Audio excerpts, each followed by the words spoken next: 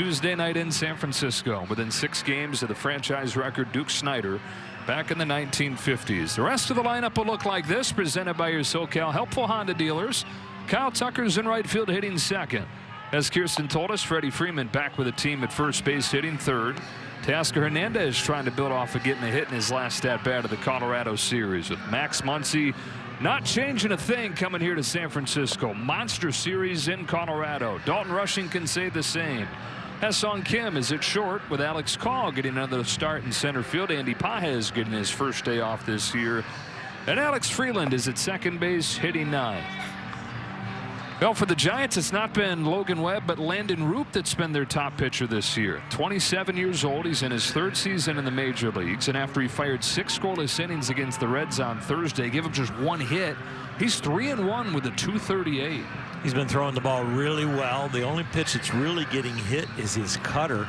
The curveball has made great strides, and the changeup is elite again. So this is going to be a battle of counts to see if he can get us to chase. But with the Dodgers, they are real good against almost any pitch. And here's the arsenal he's throwing at him. And you see that curveball 161 and the changeup, a whole bunch of zeros. He'll probably lean on those 2 pitches.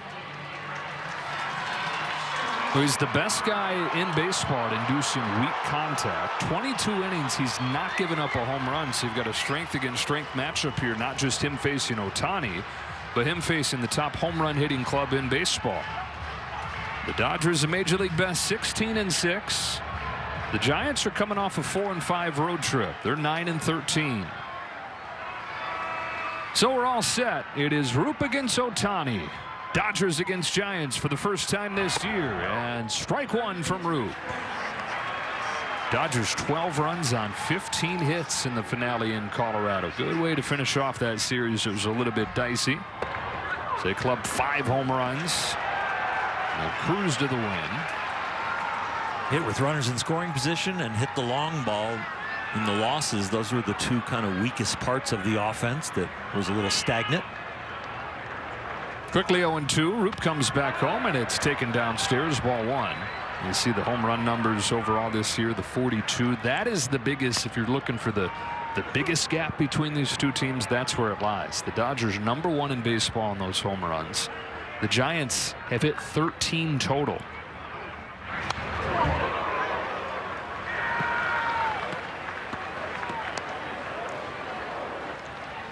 Dodgers 5 and 6 hitters have more home runs than the whole Giants team. That is Muncy and Rushing. Another 1-2 pitch. Ohtani fouls off a sinker. That's a sinker that's been a whole lot better for Landon Roop this year. The league hit .355 against it last year as he had his first chance to be a starting pitcher. So far this year, just .185. Tries another 1-2. Ohtani swings and misses as the changeup dives away. Opponents now 0 for 16 against that pitch. As far as the break, it is about the same as his sinker, but as far as the speed, it's a lot slower.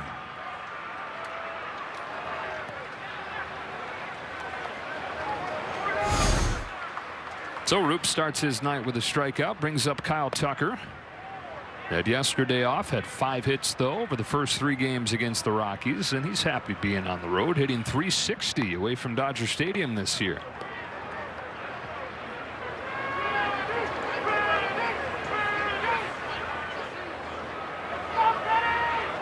On a 1-0 pitch.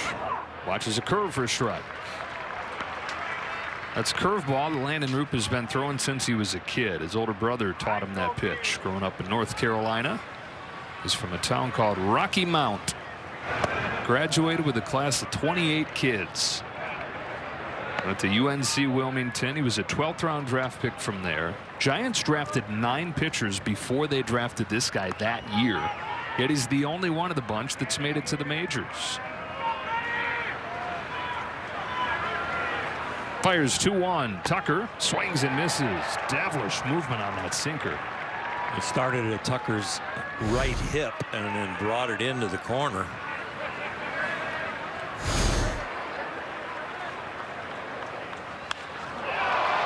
Change up, popped into shallow center field. Gilbert coming on. He's got it. And Oops retired the first 2.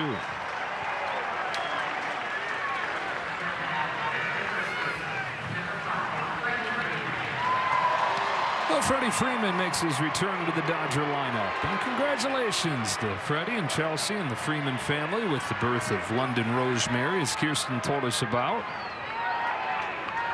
And Freddie hoping to pick up where he was. Multiple hits in 4 of his last 5 games. Takes outside, ball 1.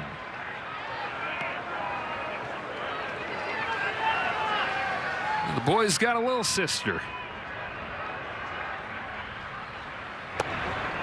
Freddie's going to be a great girl dad. He's got a profound soft side.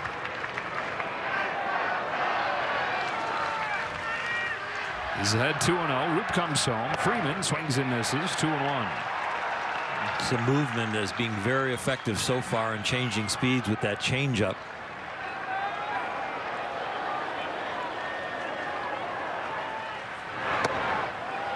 A little high this time, ball 3. No ABS challenge there, but they were thinking about it. Well, Patrick Bailey, who's behind the plate, has been the best in baseball.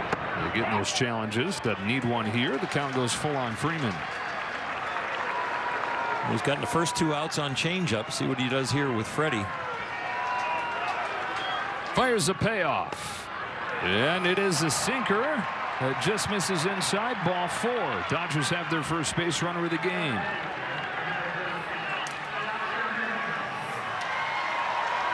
First inning continues. Tasker Hernandez comes up. Tasker just 189 over his last 10 games, but it looked like the weight of the world lifted off his shoulders getting a hit in his last at bat of the series at Coors. He was back to his old self when he found the hole. And he was smiling. He was encouraging the first baseman of the Rockies. He was talking. It's like, he's back. Flies this ball to center field. Drew Gilbert into the gap to put it away. And a scoreless first inning for Landon Roop. Yoshi Yamamoto takes the ball when you come back.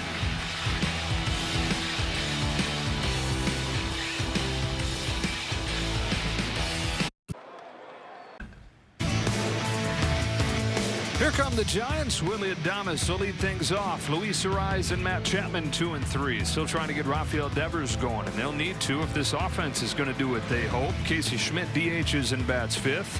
Jung Hoo Lee's in right field with Elliot Ramos in left. Drew Gilbert in center and Patrick Bailey doing the catching.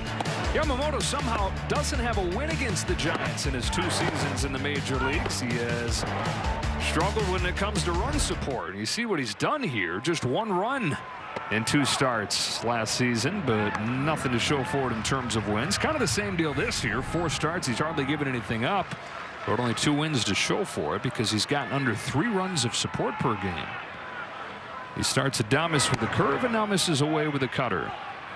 He would love to see the Dodgers road bats show up here in San Francisco. They're averaging about 8 runs a game on the road, just not when Yamamoto has been on the mound.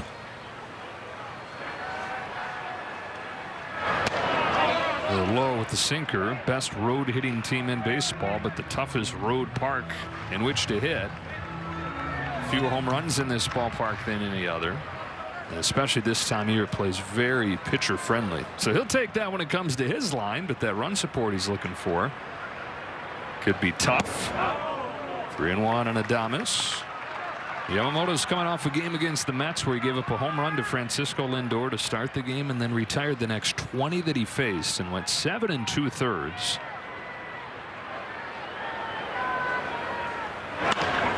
Hit hard to short. Backhand Kim from the outfield grass heaves it over Freeman into the dugout, and Adames is at second. Kim did well to get to that hot shot, but then airmailed the throw, and he's wiping his hand as if maybe the rain that fell before the game led to a wet ball. Yeah, definitely slippery, and he has his hand down on the grass as he tries to make the turn to go to first. Adames didn't even know he was allowed to go to second till right about now. That has been relatively rare territory for Giants players a lot of the time this season. 29th in on-base percentage, dead last in home runs. Here's Luis Arraez, who has done everything that they had hoped for. The 3-time batting champ, hitting above 300. One of the reasons that he chose to come here to San Francisco is they gave him a shot to play second base. He'd been playing first and DHing for the Padres. He wanted to play second, even though he's always been a bad defender. So far, though, he's been really good defensively, too. Grounds one through the left side. A base hit with eyes. They'll stop Adames at third. And the Giants are at the corners before Yamamoto's gotten the first out of the night. Some of the weakest exit velocity in the big leagues with Arraez, but one of the top guys at hitting line drives. Now, this is not a line drive, but it's definitely like a two-hopper through the infield, and he uses his bat control to beat the Dodger defense. We talked about Ohtani passing Willie Keeler the other day. Willie used to say, hit them where they ain't. Yeah, that is Luis Arraez, the modern version of that. First and third, nobody out. The hitter's Matt Chapman. We got Chapman and Devers coming up here. Two of the biggest names in this Giants lineup. But against Yamamoto combined, 0 for 17 with 11 strikeouts.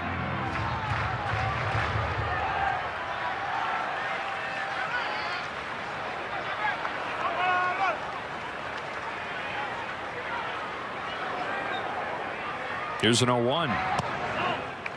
Ball and a strike on Chapman.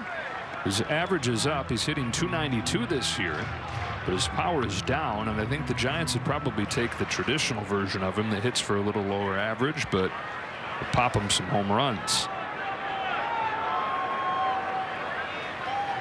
On this 1-1 from Yamamoto, Chapman takes in the dirt. Good stop by Rushing. And normally he's been a streaky hitter with power. I think you're right.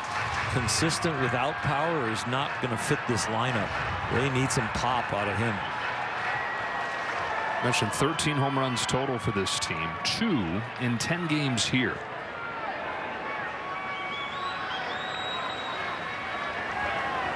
Here's a 2-1. Missed away with a curveball. Yoshinobu gave up the home run against the Mets and then mowed people down. So giving up a first inning run right here in this first and third no out situation is not a big deal for him. Just don't want it to be a crooked number. Comes home with a 3-1. Chapman fouls it back 3-2, and right after him with that sinker. Of the two fastballs, the sinker has been more effective than his four-seamer. The four-seamer has gotten hit the most so far this year.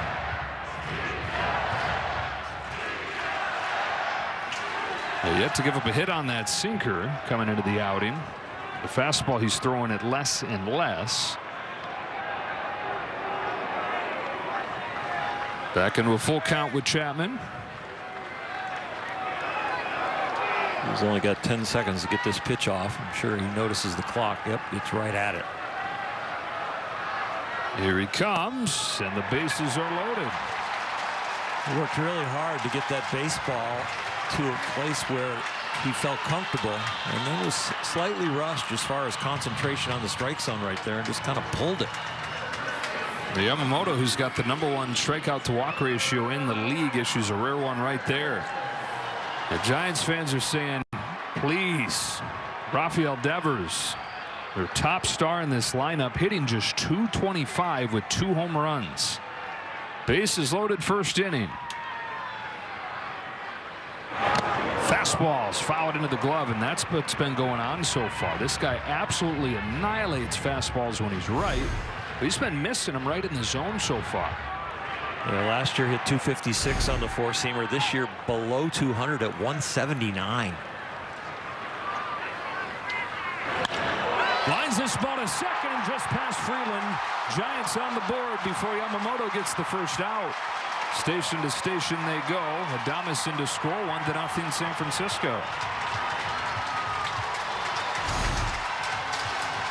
He barrels this ball up. It's a good piece of hitting. Loses his balance because of the off speed, but able to keep the barrel down there and hit it in the line. Station to station early. Don't want to push the envelope. And Mark Pryor with a little bit of a visit. Give him a blow at 15 pitches already. Hasn't recorded an out. And he may be having flashbacks, Yamamoto, with Casey Schmidt coming to the plate. Schmidt made his name last year hitting a grand slam in back-to-back games against the Dodgers, one of those against Yamamoto. That one there, halfway up the pavilion, was a splitter that was down, but he got under it. Schmidt going into the offseason thinking that he's set to become their everyday second baseman, and then they go sign a rise and tell him he's going to play second. Casey's like, what the heck? But has found his way into the lineup, and he's leading the team, hitting .313. DHs today. With bases loaded, still nobody out.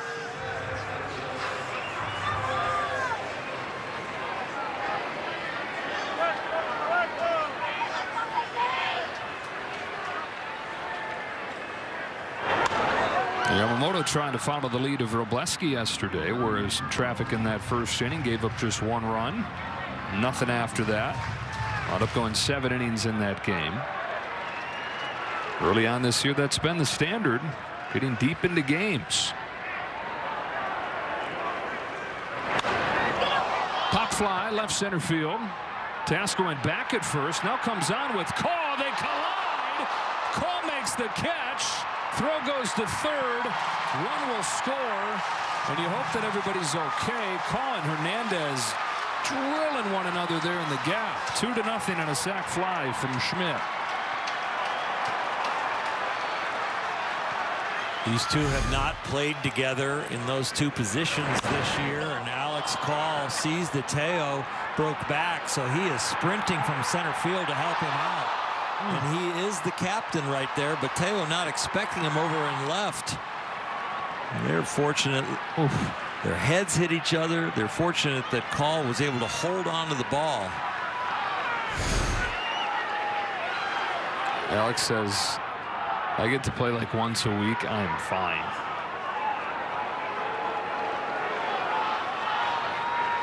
Dave Roberts told him that he's going to get the start today, and he lit up, Dave said. It doesn't matter that he's facing a nasty righty in Roop. Just like it didn't matter when he hadn't played in a week, and Doc said, hey, go get him against Jacob deGrom. He faced him twice, reached both times. Tells Thomas Albert, you're going to have to bring an army to get me out of this game. Call, stay in.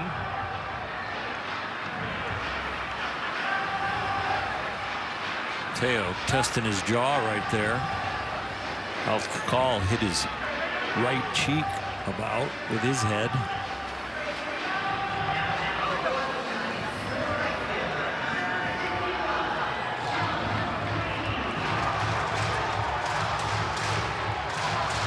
So they do get the first out of the inning. First and third, the hitters Jung-Hoo Lee.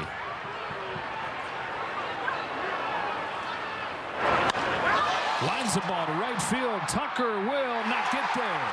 A 3 spot for the Giants in the first as Lee knocks in Chapman.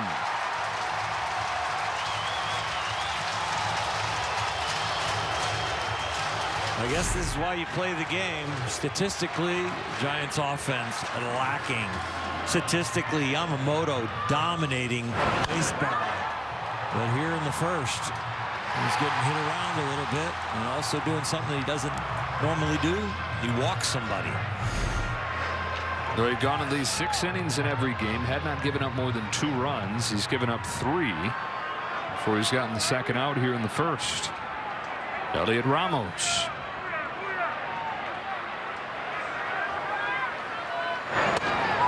Ball 1.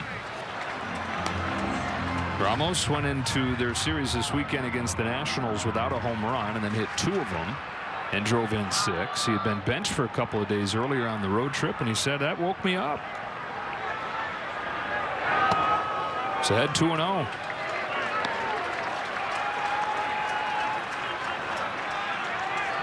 These are the counts where they pick on his fastball, the 4-seamer. Love to see him throw the 2-seamer here. A sinker, get a double play ball. Splitter in the dirt. Looking for something that they'll hit the top of, not get the ball in the air. Splitter was the pitch that got him through the Mets game. He threw a career high 42 of those. taken all the way, 3-1. His last 2 starts, he only gave up 2 earned runs, almost 14 innings of work. Today, in a third of an inning, 3 earnies. Devers at second, Lee at first. Yamamoto deals a 3-1 pitch. It's fouled off, and it's 3-2.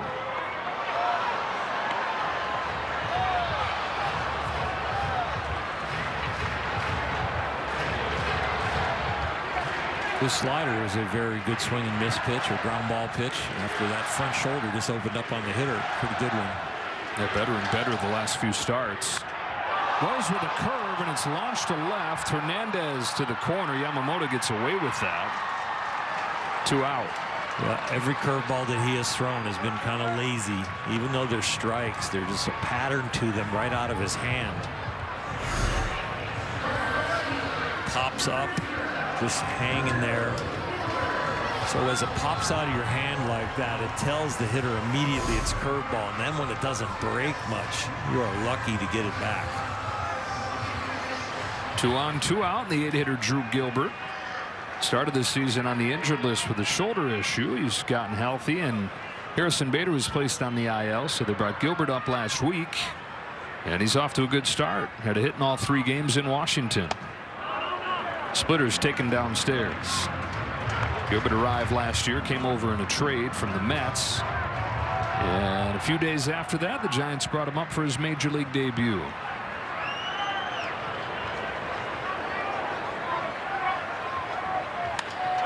Smacks one to center field. It carries well. Call to the gap. He's got it. That's the inning. First 4 each for the Giants. First 3 score in an uphill battle for the Dodgers tonight.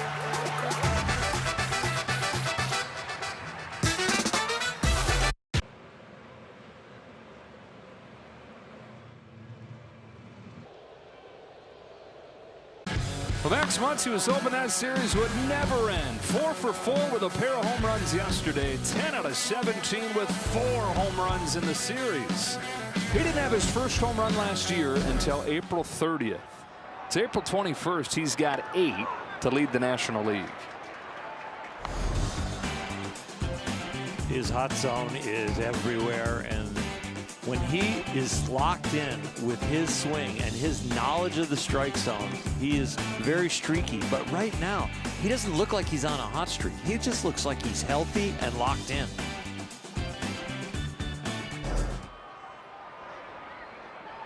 Giant killer through the years, of course. Takes a high strike from Roop. Thought about challenging and then thought better of it. And it's 0-2. And a good call that he didn't. Dodgers have been very cautious when it comes to challenging, especially early in the game. That's down the line foul, which is not against the philosophy, but it seems like it's lingered a little bit later into the game, into the higher leverage spots, maybe more so than they would like. They've challenged less than any other team. The hitters have. And the idea is you save it for the highest leverage. Muncy's down on strikes, 1 gone in the second. You save it for the pitchers and for the catchers, but definitely something they're keeping an eye on, the way that they're making those challenges and the philosophy behind it. From one hot hitter to another, Dalton Rushing, Range Rover Sport, engineered to win. 2 home runs for him yesterday, 7 of them in his first 27 at-bats this year. The only guy that's gotten to 7 home runs faster in a season, the guy that tore up this ballpark all those years, Barry Bonds, needed 26 at-bats in the 0-2 season to get his 7th homer. 0-2. He's been on both the fastball and the breaking ball. And his mood has definitely changed, and his confidence level is through the roof.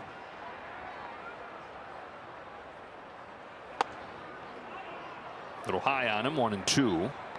He is really working that inside fastball to lefties, coming back off of their hip and their front shoulder. That's a pitch that you perfected. It was kind of fun to watch him move out of the way. Back in the day, you pretty much were a right-hander. You threw the ball low and away to lefties.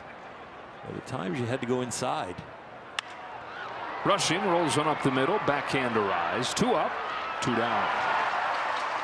What gave you the idea that you could be different, that you could do that? I had trouble throwing my four-seamer in there for strikes. I would always kind of brush them back a little bit, but it was always a ball, and I needed something to throw a strike inside there. So I started trying to throw my sinker, which I really knew how it moved and how much it was moving, and throwing it at their hip and judging. And when they started scooting back and raising their arms up, I'm like, I don't think they can swing the bat in that position. Strike one on Kim. At what point did you figure that out? When I would not have anything to get a strike to a lefty inside. So it was early on. I would say within about 7 or 8 starts in the big league. As with a lot of guys, you get to the major leagues and the league tells you what you need to do. At first, my pitching coach, Ron Peranowski, and Tommy Lasorda, the manager, said, you know, you can't throw low and into lefties. And I'm like, guys, the posture's changing. They can't even swing the bat. Into center field. Gilbert paused it first, comes on, and it cost him. Didn't get a great read off of the bat, and those can be the tough ones when they're headed right at you. Kim's got a base hit, first of the day for the Dodgers. Well, the top of the order for the Dodgers is household names. The bottom of the order are the guys that are really producing right now. The Otanis, the Tuckers, and the Freeman, they're not up to their resumes yet, but the Kims and the Rushings and the Muncies and the Calls and the Freelands, they're getting it done at the bottom of the order. Yeah, Alex Call, who had a single, a walk, knocked in a run yesterday, has it on base above 500, 8 games in, and he takes the ball from Roop. You can take any portion of the Dodger offense, and as we see 6, 7, 8, 9 here and how good they were, but any portion pretty much is #1 in baseball,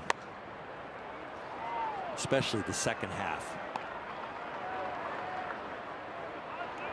Ridiculous OPSs.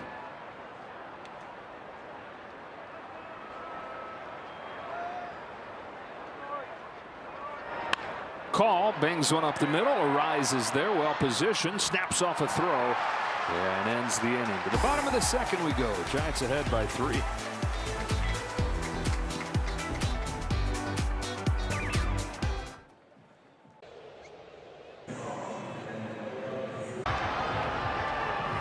If the Dodgers get 7 or more strikeouts in this game, you get a free Jumbo Jack tomorrow with the purchase of a large drink at LA area Jack in the Box restaurants. Yamamoto gives up 3 runs in the first inning for the first time since last July. On to the second we go. 8 men came to the plate in that first, so it's the 9-hitter Patrick Bailey to lead off. Got a swing and a miss on a first pitch splitter. You know, when he walked off of the mound after those 7 2/3 against the Mets last weekend, the ovation that he got, it felt like both, #1, just an appreciation for what folks had just watched, but there was also a sense of like, yep, that's what we came for. That's what we expected to see.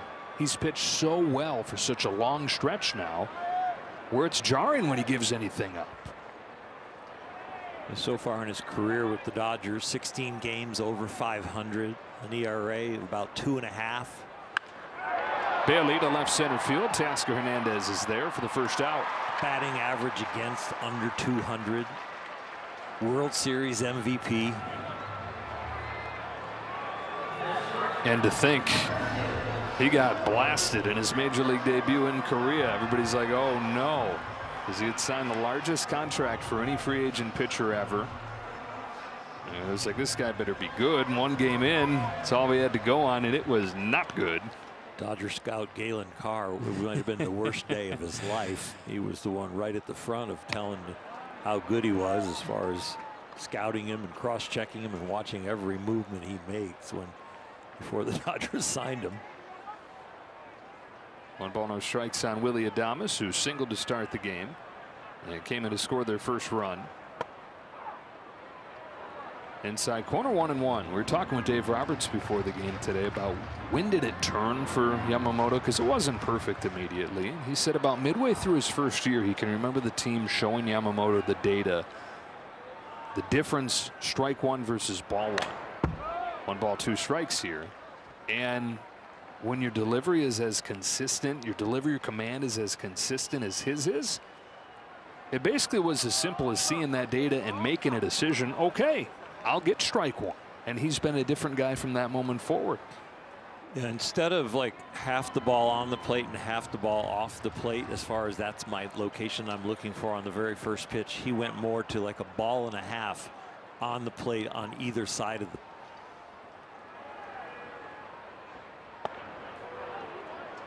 You can pretty much split the plate in half when you're going to go 0-0 your first pitch, and then if you get a strike, then you have the catcher's glove half on, half off, and then you get another strike, you're 0-2. Then you're right on the edge, right on the edge. Swing and a miss. He's got his first strikeout as he sits down Adames. And he is so disciplined with the positions he goes through in his delivery that he can move the ball when locked in, which is a lot of time. He can move the ball inches depending on where the last pitch was. Yeah, because it seems like it's one thing to see the data and say, okay, I know I need to do something different on the first pitch, but how rare is that to be able to actually execute on it by 1 inch every single time? Here's a rise, taking a strike. The only guy I coached that could do that was Kenny Rogers. Kenny could throw you a fastball and he'd turn to you in the bullpen and say, now this one I'm going to have a couple inches a little bit farther left. And he would sit there and do it. And I'm like, wow. The rise smashes the ball in the air to right center field, but the wrong part of the wrong park to do that. Yamamoto is back in the saddle with a 1-2-3 second.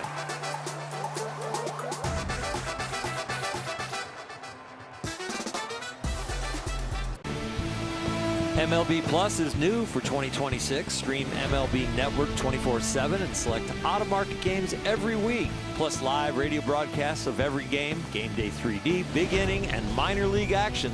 Visit MLB.com/MLB Plus to subscribe today. Alex Freeland starts the third for the Dodgers, down 3-0. 9-1-2 against Landon Root. 2 balls and no strikes. We're talking about the bottom of the order last inning, everything they've meant to this team so far. We showed the numbers from yesterday. 11 for 17, 5 home runs from the bottom 4 in the lineup. That seems extraordinary, and it is. It's the first time in 50 years the bottom 4 of the Dodger lineup has had those numbers in a game. It's a game at Wrigley Field. The wind was blowing out 31 miles an hour. There were 9 home runs in the game, and 5 of those came from the bottom of the lineup. Dodgers won 14-12. They got a home run from Bill Russell. They got a home run from Steve Yeager. 1 from a pinch hitter, Ed Goodson. 2 from a guy named Henry Cruz, who hit 8 total for his career. He had 2 in the wind in Wrigley that day. Full count on Freeland. The Cubs only had 2 home runs, and our guy Rick Monday hit both of them. Don Sutton gave up 14 hits and 1. 3-2 to Freeland starting the inning. He's down on strikes. Roop is free and easy right now. He's getting run support. He feels like a lot of riches, and here comes Ohtani, but Roop has finally gotten some support. 3 out of his 4 starts, he's gotten 3 or fewer runs. Tonight he's already gotten 3.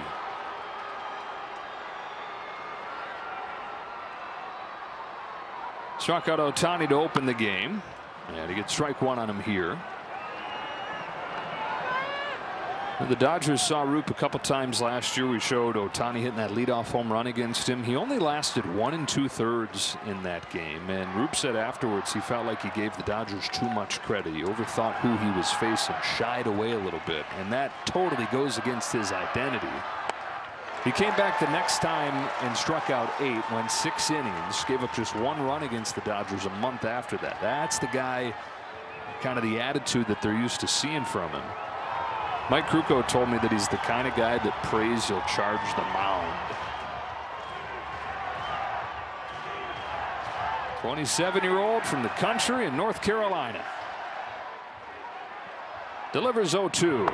Ohtani lays off. Series that he just pitched in Cincinnati got a little bit chippy. He hit Spencer Steer. There's a little bit of a back and forth on the first pitch of one of the only 4 seams he threw on the night. Strikes out Ohtani. After the game, they asked him about it, and he said it slipped. That's an interesting quote. Back-to-back Ks to start this third. 4 total for Roop. Some pitches you throw with an attitude of The hitter's got 60 foot 6 inches to get out of the way. That's not my fault. Ball one on Tucker.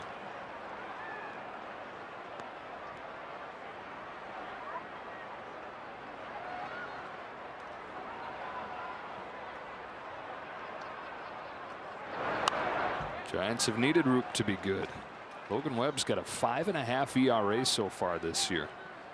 Two guys they brought in as free agents, Tyler Mahle, Adrian Hauser, 8 starts together, not a single quality start so far. So while Roop's been a great surprise, they have really relied on him. It's not been like icing on the cake. It has been the cake. Tony Vitello's first year as the manager. This unprecedented jump from college baseball to managing in the big leagues. Tucker shatters his bat on a foul, and it's 1-2. Destroy.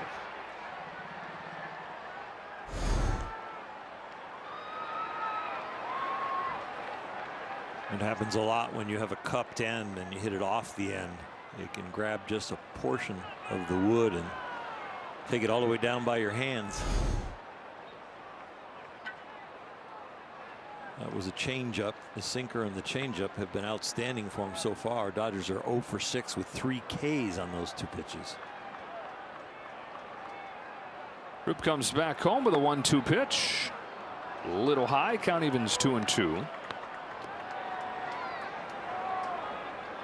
A lot of times you save that comeback sinker to lock people up at the end of an at bat. He's pitching with it. If you live in there, it can get dangerous, because when it comes back, if they start to anticipate it, it's one thing to get them and surprise them with it. It's another thing to pitch with it in there where they can pull it for a long way.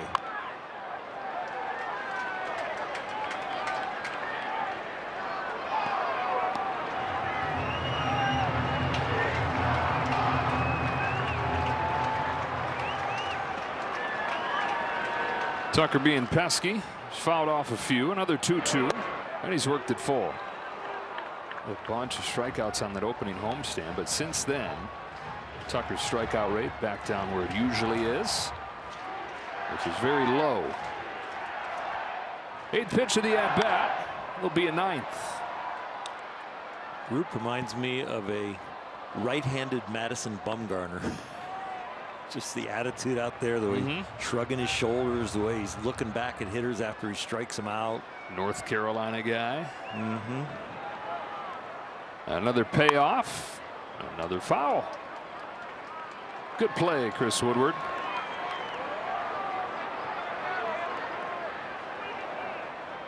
I like Kruko's description of he's the kind of guy that wants you to charge the mound. It slipped. I can see it.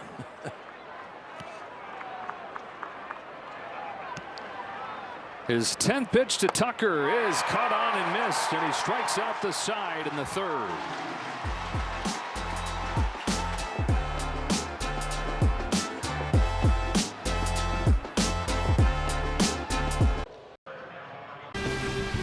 Back-to-back world champion Dodger baseball on Sportsnet LA is brought to you by your local Kia dealers. Visit Kia.com to discover movement that inspires. Turned into a beautiful night tonight with the sun slicing through, and Matt Chapman leading off the last of the 3rd for San Francisco. Yamamoto fires a fastball. It's popped into foul ground. Freddie Freeman is over and out of room. Yamamoto looking for some swing and miss here tonight. Has not been up to par as far as what's normal for him. He's 7th in the National League and getting guys to swing and miss at around 31% tonight. Half of that.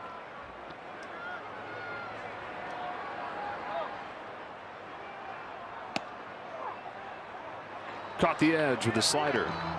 And a lot of that swing and miss that you're talking about, and boy did he ever just catch the edge, came in his last start against the Mets, because the first few starts it was down below what it normally is. Yeah, he was over 40% against the Mets.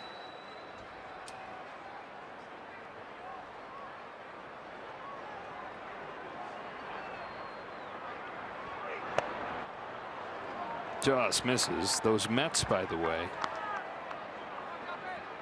lost a 12th consecutive game tonight. Wow. Gave up 2 runs in the 9th inning. In fact, they led 3-0 after 5 and lost 5-3. There's some swing and miss on the splitty. Those Mets are in a painful position waiting to get healthy, but it is painful waiting to get back and get some of the players back. It's really just one guy, though. It's Soto. Yeah. And I know that the lineup's not going to be the same, but 12 losses in a row with very little offense. 1 out in the 3rd inning. Rafael Devers knocked in a run with a base hit his first time. He takes a cutter inside. That's down to 3rd, no swing. It's the Mets and the Phillies who have the longest losing streaks going.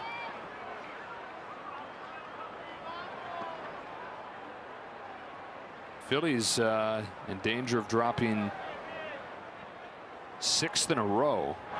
Trail the Cubs right now 7-4. It would be the Cubs' 7th straight win.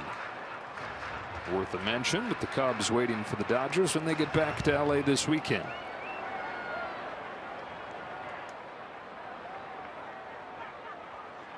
Here's the 2-0 pitch. Devers fouls it off 2-1. The old saying, get starting pitchers early, especially the elite ones, before they find their range. It looks like in this inning, Yama is starting to find his range. A little more damage done than the Mets were able to do, but hoping for a similar pattern where give up a run in the 1st inning and nothing after that. 2-2. Look out.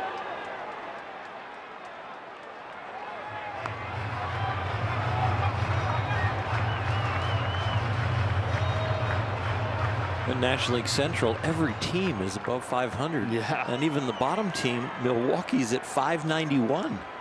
Yeah, how about that? The Brewers 13-9 in last place. Vicious rip and a miss right there. Back-to-back Ks for Yamamoto here in the 3rd.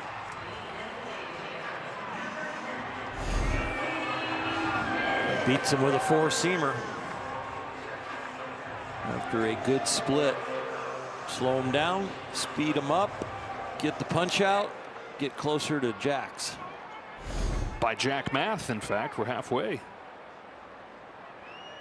3 there, 4 to go. Half-hearted swing and a roller to 3rd. Muncy will scrape it up, and Casey Schmidt is out number 3.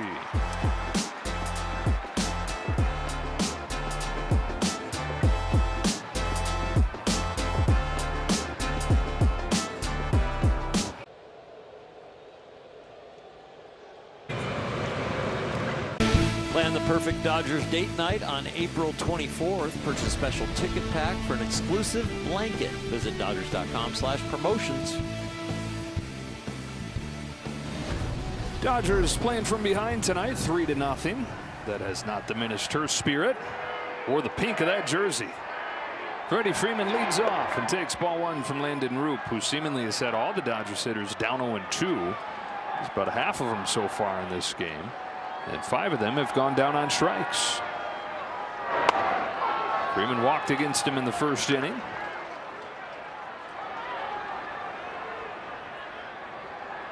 Got the call on that. No challenge from Freddie.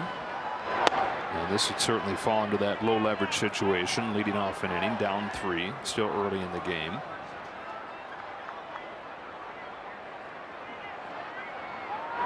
And also, we talk all about, the philosophy and the strategy. You don't have time to strategize. I mean, unless you're thinking about, okay, what is the leverage index of this at bat going in? You're not able to process all that in time to challenge or not. Freeman's got his 2nd walk. It really is. You've got to flip a switch probably somewhere around the 7th inning in the on deck circle and go, okay, leverage from now on the rest of the game. Because if you're going to be patient the first 6 innings or so, and the game's not on the line and you're really not supposed to challenge at that point, there has to be an emotional switch and an intellectual switch. What we asked today is there's something like that done, and Dave said I don't think so. I don't think the hitting coaches have some. Seems like that would be worth implementing, right? Where you just, hey, okay, we're into that spot, got 2 left, feel free to use them. I mean, I was actually thinking in my head, if I'm the hitter, I want something in the on deck circle like a red dot, and then you flip it over on the other side, it's a green dot, and the hitting coach or the bat boys are told, hey, turn it over to the green side. So when they're in there warming up in the on-deck circle, it's like, okay, coaching staff is telling me we're in leverage now. So you just get a little bit more attuned.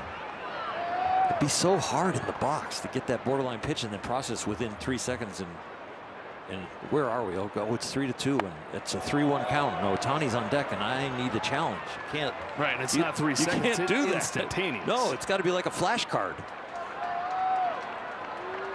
Leadoff walk from Freeman and a 3-1 count on Hernandez.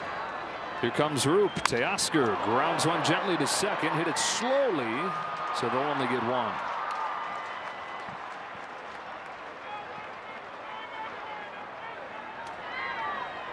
Yeah, when you're a young kid and you're learning the alphabet and your parents have flashcards, or now they do it on computer, I'm sure, or then you start learning words, and then you know, now you do, and 2 + 2 is 4.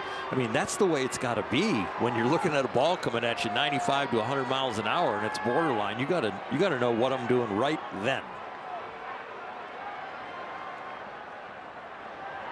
Muncy looks at a curve for a strike. Struck out his first time. And Max coming off that huge series in Colorado, leading the National League in home runs, and now facing a Giants team that he has owned throughout his career. 26 home runs against the Giants, the #1 home run rate. So how often you hit the home runs of any hitter in baseball history against the Giants.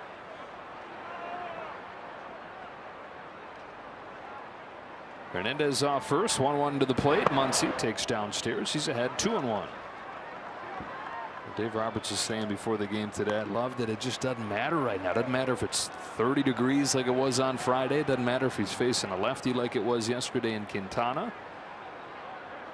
He's been hitting everybody.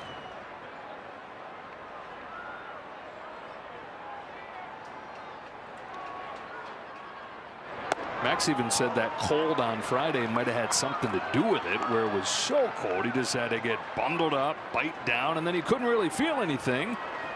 And so hitters talk about the feels that come and go. It couldn't. You're numb. He's got a walk, second of the inning, and the Dodgers get the tying run to the plate. That first game in Colorado, the only thing you could think about as a hitter is, I'm going to get in my stance and I'm going to try and get the barrel on it, because I do not want to get the bee stings from the chill from the end of the bat or from the handle of the bat. Well, a year ago, this would not have been a guy that you would start to get excited about coming up in a situation like this. But Dalton, Babe rushing, the way he's been going, one swing from tying this game. 7 home runs in his first 27 at-bats. You mentioned it the first time he came up. Only Barry Bonds has gotten to 7 home runs in a season faster. One of those 7, just the top of the wall in Colorado. Very high arcing fly ball that had good backspin and barely made it out. But all the other ones were crushed. Like you mentioned, his first time up, he's been doing it against breaking stuff. Got a curveball right there, came up empty. It'll be interesting to see how long before the league shifts back and starts attacking him with fastballs again. He saw very few fastballs last year as a rookie because he couldn't hit breaking balls. Seesaw's gone the other way. The 1-1 pitch. Ball 2 on rushing. It's a calm day here in San Francisco at the field for like the first 2 decks. The only time there's a little bit of wind blowing out is when the ball gets up way high. 2-1. Ball 3. First 3 innings, Roop had 3-ball counts. He's gone to 3 balls on all 4 hitters in the 4th. We're getting used to reading his movement from the changeup and the 2-seamer. Teoscar at second, Muncy at first. 3-1 pitch. He will challenge. ABS powered by T-Mobile, and Rushing seems pretty sure of himself if this is right. Oh, yeah. Oh, just barely. Lazy curveball didn't make it all the way back. Is that really humanly possible? Yeah. Those are the ones that the umpires are like, this stupid system. I got to be quote unquote wrong because of that.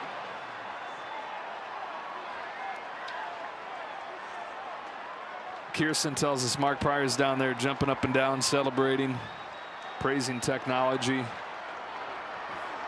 They're loaded up for Kim. 3 walks in this inning against Roop. And he starts Kim with the ball. That one wasn't even close. Kim had probably the hardest hit ball of this game for the Dodgers. The base hit his first time. He takes ball 2. And the Dodger fans starting to make some noise.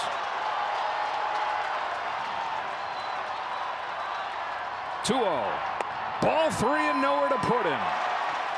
He's thrown 8 sinkers this inning, and they are not finding the zone.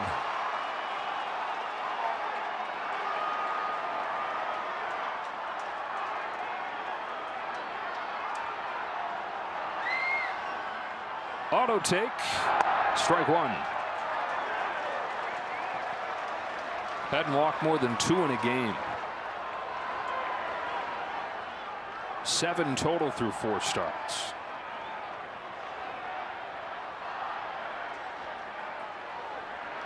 Three in this inning, 4 in the game. With Kim's speed, they should get a run here. He'll stay out of the double play or sac fly. Back in at full. Just put it in play. Stay away from the strikeout.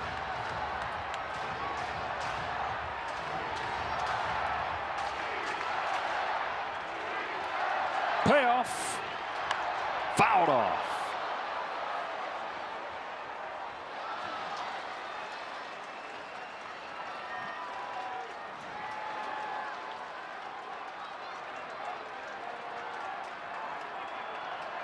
Another 3-2 to Ha-Seong Kim. Down the left field line, foul. He is sticking with the hard stuff. If he really wants to get out of this inning and throw the risky pitch, the changeup right here after all those sinkers and the curveball. Hard stuff is all Kim has hit so far this year. 8 of his 9 hits have come against fastballs. Outside ball 4, challenge from Bailey, leading the high leverage philosophy. This is edgy again. I think this one might be a strike. No!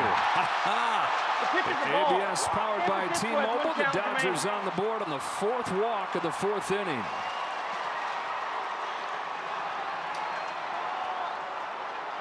Well done. The thing that the Giants don't do, they don't walk much. Their average is decent. They don't have any power with their bats, and they haven't been walking very much. The Dodgers have set this inning up and pushed one across with their 4-ball counts. 7 walks his first 4 starts, 5 today. Do we go back to that mindset that he had last year that he scolded himself on, that I'm giving him too much credit? Just odd to see it go from what we watched last inning where he struck out the side against Ohtani and Tucker to this. And Ryan Barucki starts to loosen in the Giants bullpen. Should have been unthinkable just a couple minutes ago, the way that Landon Roop was going.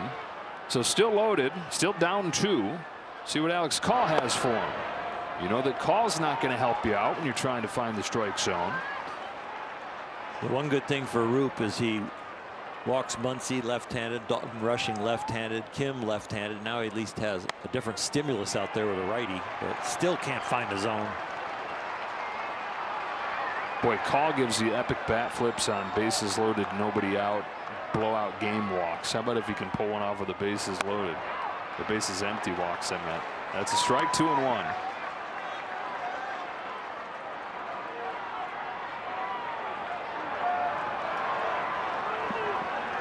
Call. Grounds one left side, could be 2. Chapman to second, 1. A rise to first, a double play. And they're only able to get 1 with this lack of control in the 4th from Roop.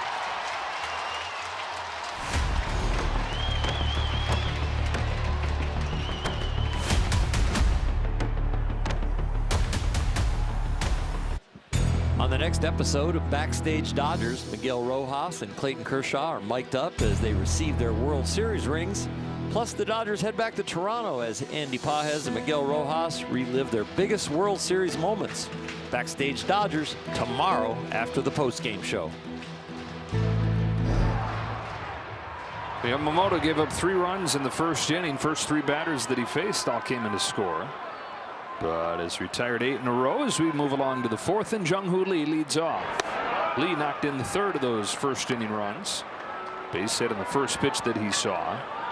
He's heated up for the Giants here in his 3rd season with the team. 27-year-old from Korea signed a big contract. Flies this ball to center field for Alex Call. He makes the catch for the first out of the 4th.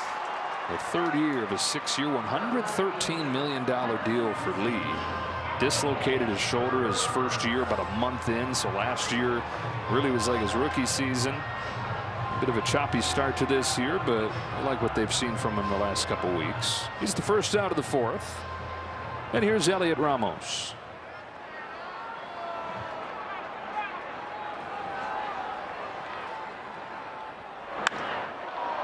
Way up there to right center field. Call. Getting a workout in.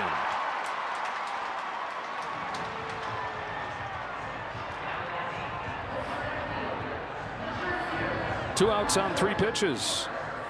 And here's Drew Gilbert. Yamamoto stabilizing the outing now and giving his team a chance to get back in it.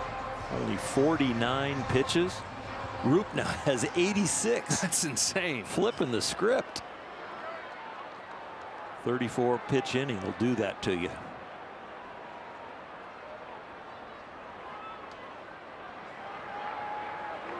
This seems like a good night for the hitters to return the favor to Yamamoto. A lot of nights where the offense has not been good, but Yamamoto has, and has gotten the Dodgers to the finish line, gotten them a victory. Despite the lack of offense, well, tonight Yamamoto shows some cracks for the first time this year. Can the offense have its best performance in support of him? Nasty. 0-2. Yeah, the offense is part of the equation, and for Yama, he's going to have a good year. But the difference between a good year and a great year is some support from the surrounding cast.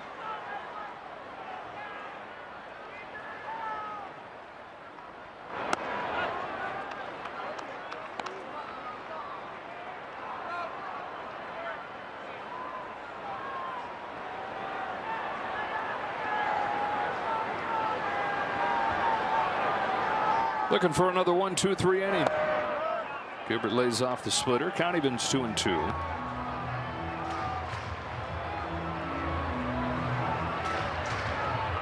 Tired 20 in a row against the Mets in his last start. He's at 10 in a row here. And he's back home with a 2-2 pitch. Gilbert swings and misses. Splitter disappears, and Yamamoto's doing it again.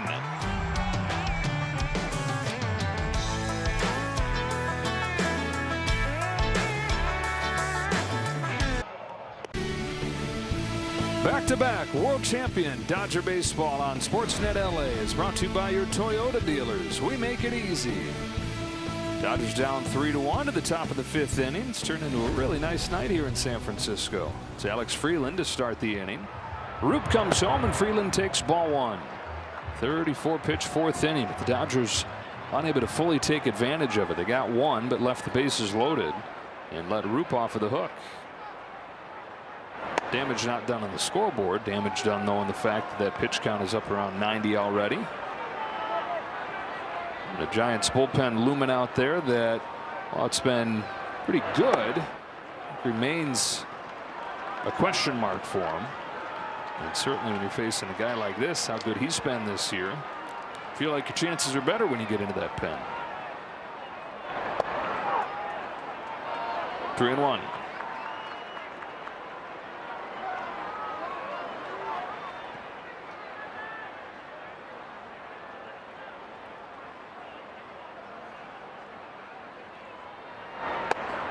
Three and 2. Top of the order after Freeland, Ohtani and Tucker. Shohei struck out both times tonight. Alex understanding his role right here, taking those last 2 pitches. Strike 3 called. This would be a good time for a challenge. Doesn't do it though. You got it right if he'd have challenged it. Then the next layer to what we're talking about is here is a young player. Yes, I know understands his role of trying to get on for Ohtani, but you're trying to fit in, trying to not do anything wrong. Even more hesitation to use a challenge for a player like that.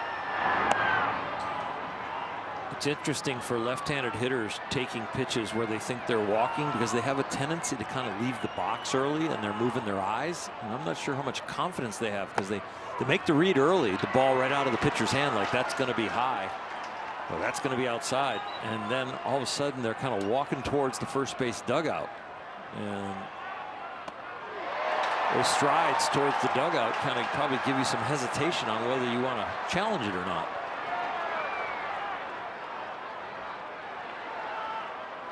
Group trying to hand Ohtani a 3rd strikeout in this game.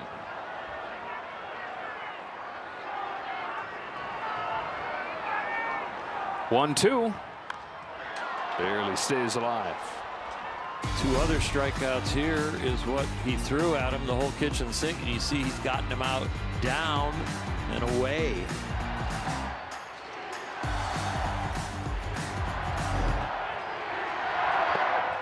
We went back to that location. When we showed you that stat cast, the ones that were elevated were mainly fastballs, 2-seamers. The ones that were down were mainly his changeup. 2-2. Ohtani reaches out, lofts one to right field for Lee in the 2nd out of the 5th.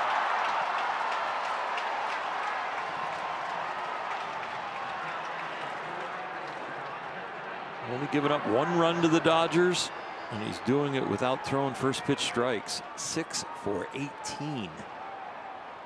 Dodgers have had 5 walks, but they've only gotten 1 hit against Roop. There's a single from Kim back in the 2nd. Tucker 0 for 2.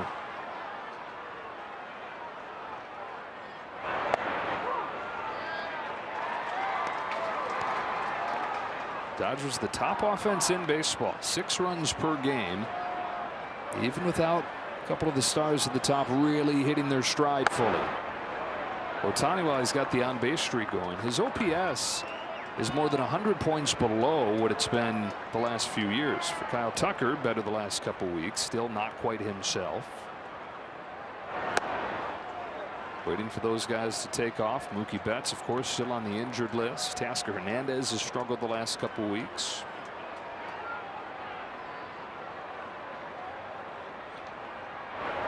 And they're 16-6, scoring 6 a game.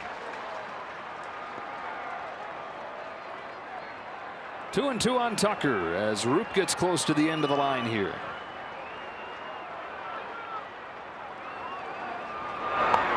Check swing, foul.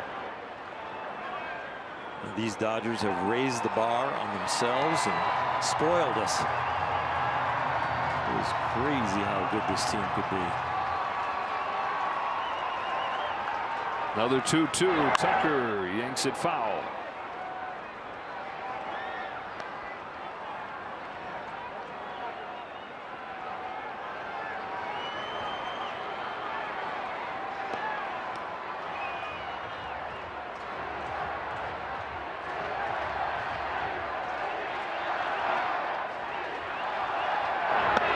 He's worked it full.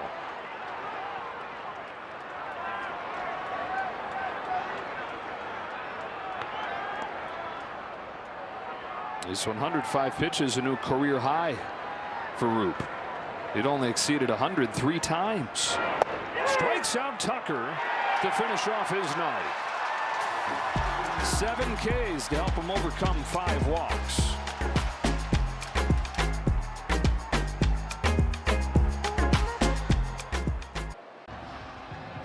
Join the Dodgers on April 27th for Japanese Heritage Night. Purchase a special ticket package and receive your exclusive jersey presented by Daiso. For tickets and more, visit Dodgers.com/promotions. 26 pitch first inning for Yamamoto, where the Giants got all 3 of their runs, but he has settled in and retired 11 straight. 9-1-2 for San Francisco here. The catcher Patrick Bailey leading off. On this 1-0 pitch, takes it, strike 1.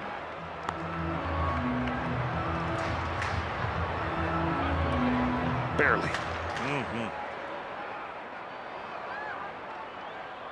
The line out his first time. The average down to 148 for Patrick Bailey. It was an interesting case study. And what do you value and how much do you value it? Maybe the best defensive catcher in baseball. Very little offense.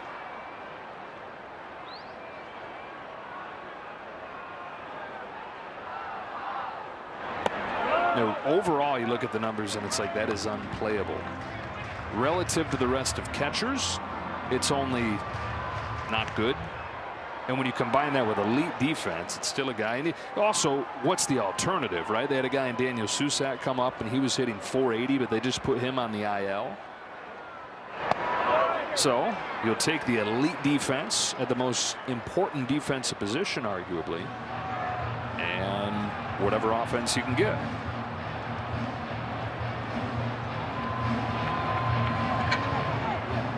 Run prevention over run creation. Be easier to stomach if the rest of the lineup was hitting more. Leading off this 5th inning for San Francisco. And taking a curve for ball 4. Yamamoto not about to be the rare pitcher to challenge. Rushing decides not to, and it ends up being a good decision. That's a leadoff walk for the 9-hitter. Yeah, one of the easiest hitters in the big leagues really to get out, and where you really want to get him out in the 9-hole before you get to the top of the lineup.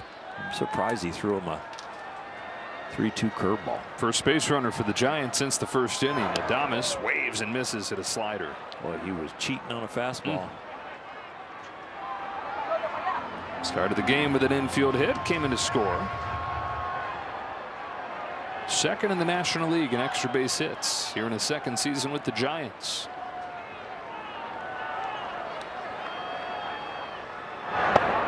Adames signed the biggest contract in Giants history, and for a lot of the year struggled to live up to it. Of course, you got the ballpark, which we've detailed, tough to hit in. The expectations, he said at the time, no, it's not a thing, but he said since, he was losing hair. He was so stressed out about the whole thing.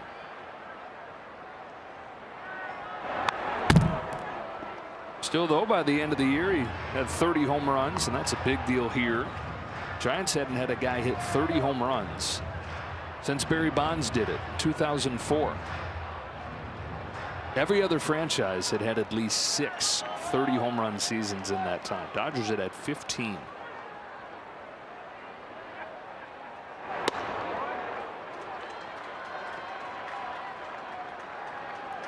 The years back in Candlestick, you had Matt Williams and Kevin Mitchell and Jeff Leonard, and just a lot of power hitters. I don't know if they reached 30, but they had powerful lineups.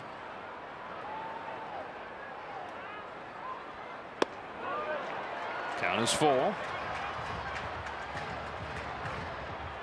It's a big pitch right here. You walk the 9-hitter that should be an easy out. You get to the top. You get an 0-1 count. And now you're already to 3-2. No worrying about the catcher runner at first. He's not going anywhere. Make a pitch.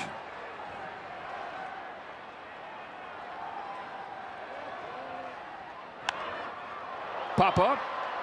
Right side of the infield. Freddie Freeman waits under it and makes the catch for the first out.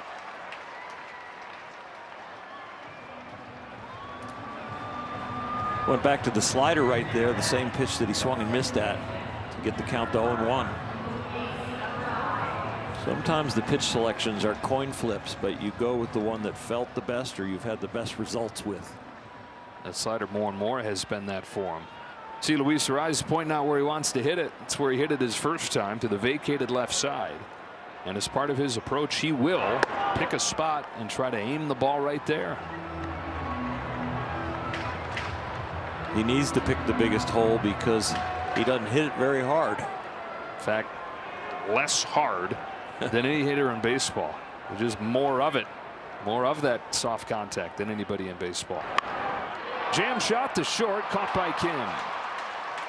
He does almost more of that too, hitting line drives, but you saw the exit velocity was not much.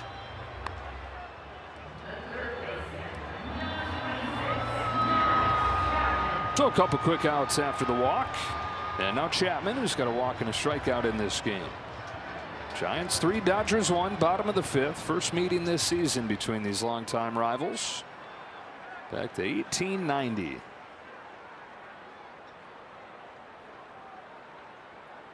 Chapman grounds one to short. Routine for Kim. And we're through 5 innings. Yamamoto, after giving up runs to the first 3 hitters of the game, nothing since.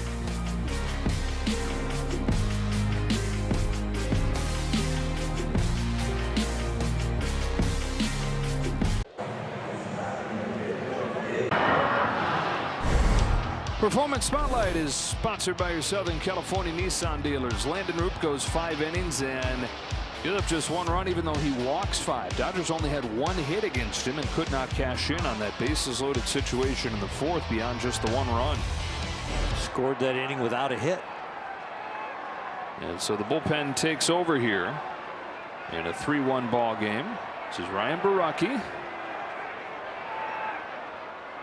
Freddie Freeman leads off and swings and misses. He's walked twice today. Dodgers coming off that 12-run, 15-hit outburst. 1 run on 1 hit today. Go from an extreme hitter's park to an extreme pitcher's park. And a pitcher who's been really good. The rise gets Freeman 1 away in the 6th.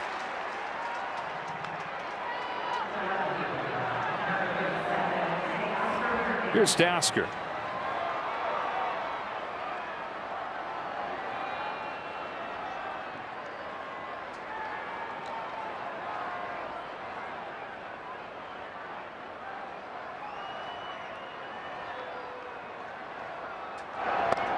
Wave over a splitter.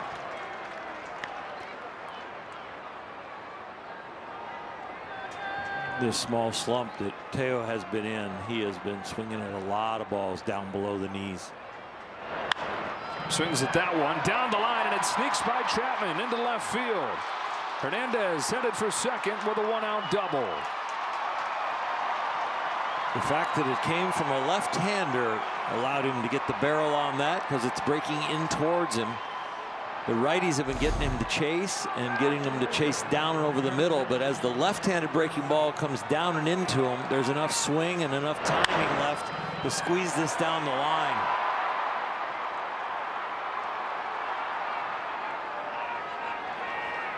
Now, he's crushed lefties throughout his career. That's only his 4th hit against a lefty this season, though. 4 out of 19 now. And he gets the tying run to the plate in the form of the hottest home run hitter in the league, Max Muncy. After his 4 home run series in Colorado, he struck out and walked today. Average a tick below 300. It feels like impossibly 9 RBIs with those 8 home runs. And yes, Muncy, part of his story has been what he's done against left-handed pitching this year. Half his home runs. .368 average against lefties. Ahead of this one, 2-1. 4 home runs off of lefties last year, 4 home runs already this year off of lefties.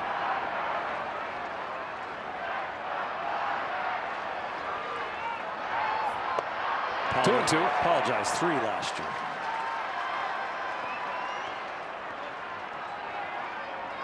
He's doing better though, Joe.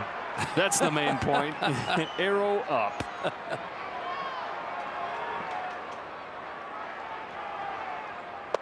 Chases, strike 3.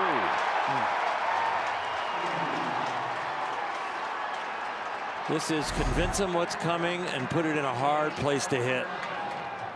Max pretty much anticipating some breaking ball away, but this one is just too far away. So up to Rushing with 2 out. He gets under it, sends it in the air to center field. Gilbert with a call and the catch to finish off the 6th.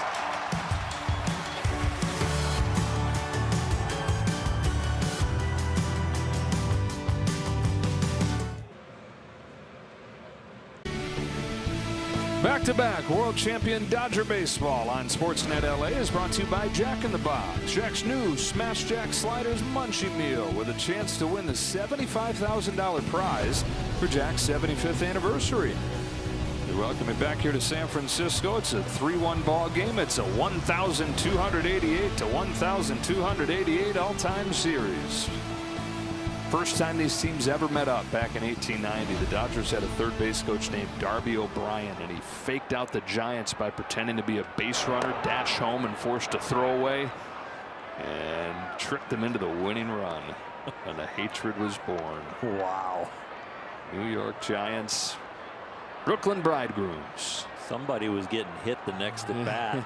Something was going on. Rafael Devers, the head of Yamamoto, 2-0. Giants got all 3 runs in the first inning.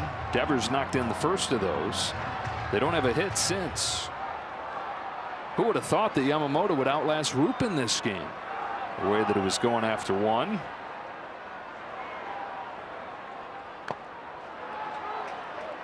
Devers continues to look mystified on those fastballs.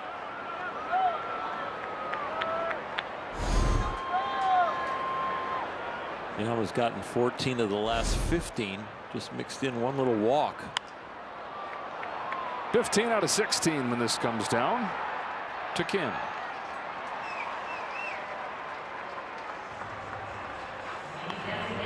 Starting to give off Clayton Kershaw vibes of, I don't care if it's my very best stuff. I don't care if you punch me in the mouth in the first inning. I'm still going to be standing in an hour or 2. Short, cold streak tonight and a long, hot streak. Casey Schmidt, strike 1.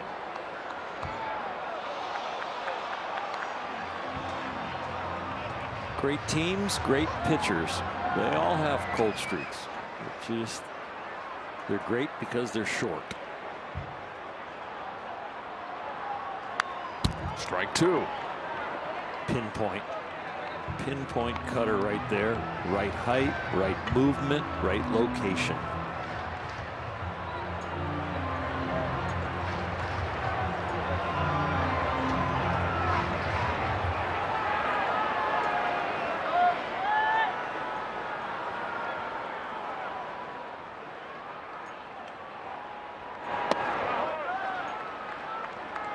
Clayton Kershaw talks about being influenced by guys like Josh Beckett, Brad Penny, start of his career, seeing the way that they would fight through on nights where they didn't quite have it. Fly to left field through the raindrops that have arrived here. Caught by Teoscar Hernandez, and Yamamoto has spoken about how much he has appreciated the chance to watch Clayton Kershaw do his thing and learn from his example. One generation to the next. The rain is falling hard enough for the folks who are scattering for cover.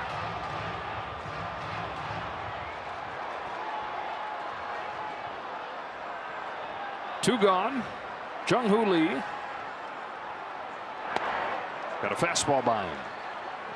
Just came out of nowhere. Been showing all these sunny shots and goes dark, and suddenly the skies open up. It is firm.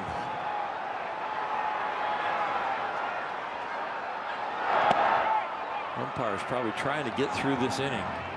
See where we're at. 2 outs.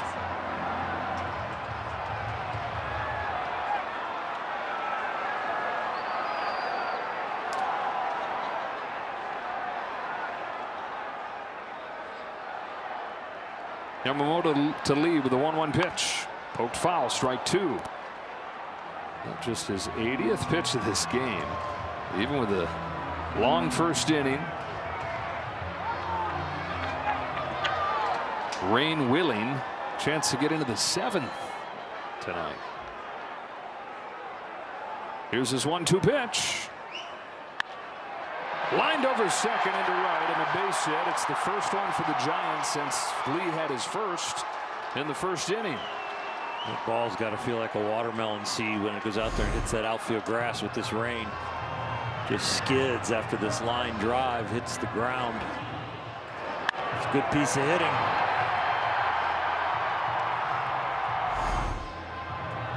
As fast as the rain arrived, it has cooled off.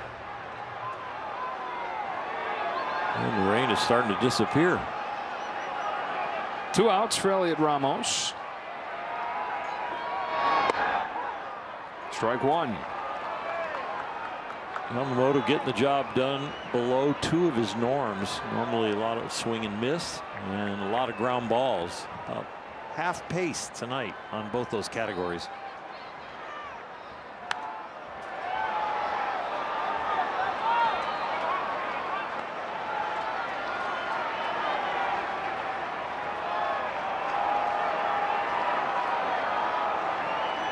One normal thing for him is the lack of run support.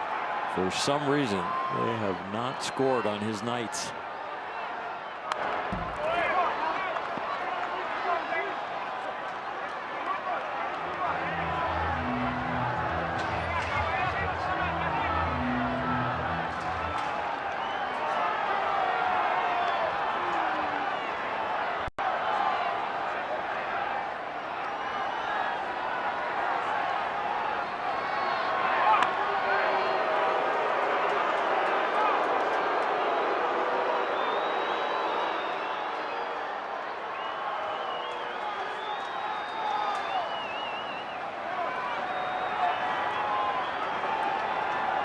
Here's the 0-2.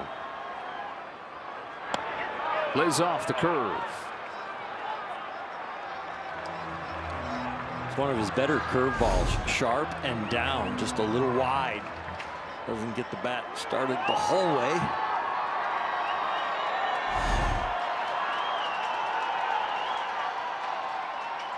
The 1-2 pitch taken for ball 2.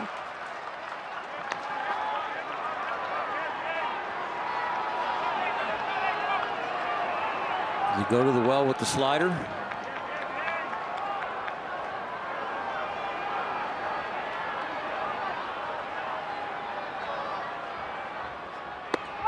Laid off the high fastball, and Ramos has worked the count full. He's giving him every look he can. Working hard to put this guy away. Head start coming from Lee. There he goes. Here it comes. Ramos scalds the ball into center field and back-to-back 2-out hits. Wow, Lee's going to try to score. Freeland to the plate. It's in time. He tags him out and the inning is over. The one they call the grandson of the wind tried to run like it, but a relay to the plate cuts him down and it stays 3-1. Not the easiest of relays with a wet ball, and Alex Call gets it in, but they are verbally yelling, he's going, and they got him.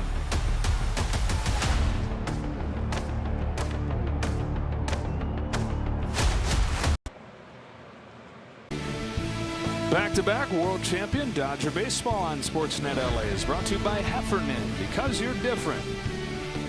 Happy obscure Dodger birthday to Stan Rojak. Came up in 1942 in the middle of a big pennant race, went in as a pinch runner on his first day and scored the tying run in the 9th inning. They wanted to win the game, and he didn't play in the majors for another 3 years after that. World War II happened. He served overseas, came back. Dodgers had a new shortstop named Pee Wee Reese. And so he was his backup for a couple years. Went to the Pirates, then the Cardinals, and retired to run the family dairy farm and start a bowling alley in New York. From Rojak to Rojas. Miguel pinch hitting against Matt Gage, the new pitcher for the Giants. He's quickly down 0-2. Dodgers down 3-1. Rojas pinch hitting for Kim. After getting his 1,000th career hit yesterday.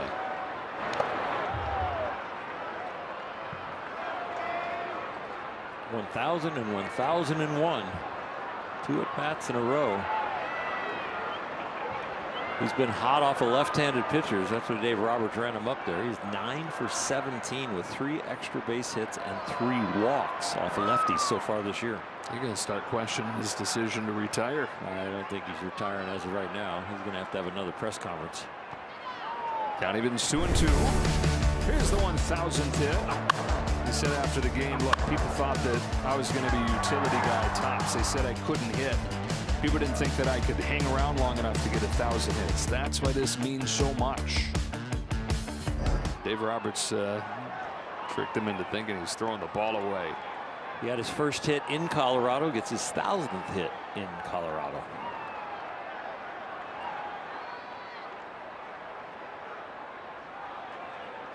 Leading off this 7th, bouncing a ball to third for Matt Chapman. And he's the first out here in the 7th. Dodgers got those 12 runs yesterday, just 1 today, only 2 hits. Alex Call comes up. He's grounded out both times. Call gets a chance here against the lefty in Gage.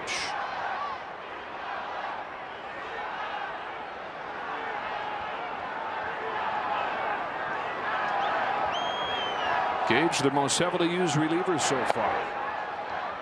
Spins in a strike. Hitting off a lefty, that's one of Alex's roles on this team. He was very happy to see he was getting a start against a righty tonight. Really showing a lot of confidence in him, Dave Roberts is. The attitude, the energy, the command of the strike zone. Big collision tonight if you happen to tune in a little bit late.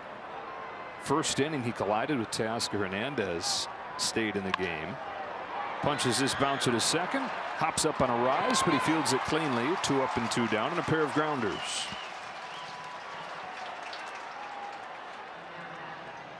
Here's that collision if you happen to just tune in a little late. Somehow was able to make the catch. This is scary.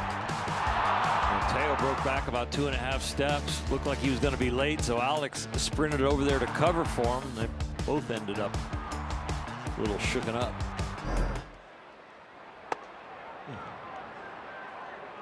Alex Freeland bats right-handed for the first time today. Struck out both times against Roop from the left side.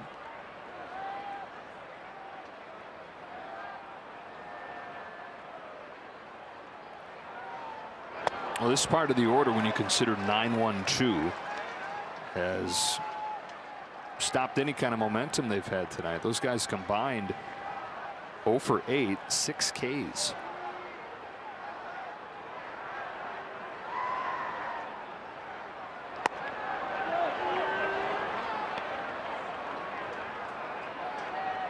Strikeouts for Freeland have not been quick ones. He's been ahead in both his trips up there.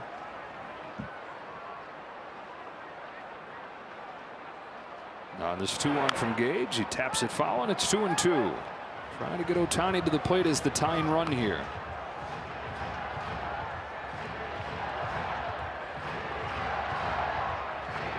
You got to turn on the challenge switch now. Down by 2 runs, 2 outs in the top of the 7th. Anything close that might keep an inning alive, you got to challenge. That guy on deck. Here's the 2-2 from Gage. It's downstairs, no challenge needed. 3-2 on Freeland. This is the pitch it could happen on.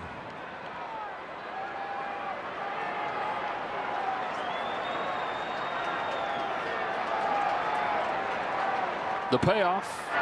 He takes ball 4, and Ohtani comes up as the tying run. Running out of chances to extend that on base streak. 1 shy of Sean Green for the 2nd longest streak in franchise history, for the longest streak in LA Dodger history.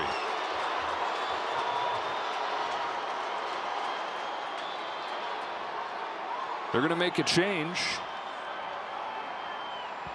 Got the lefty in Gage on the mound right now, but got another lefty in Eric Miller getting ready. So Miller's going to come on for Ohtani, who represents the tying run here in the 7th inning.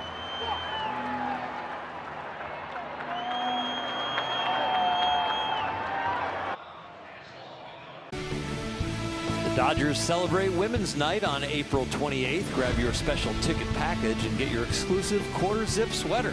Presented by UCLA Health. For tickets, visit Dodgers.com/promotions. Eric Miller's on to face Shohei Ohtani. Ohtani is 1 for 6, 5 Ks against Miller. Miller has struck out 5 of the last 6 batters he's faced, so he is hot.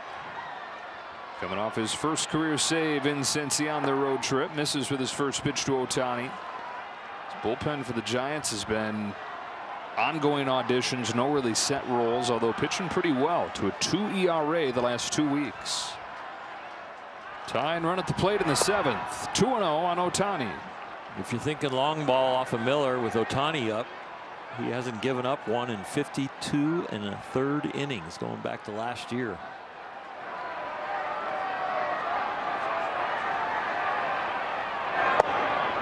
Ball 3.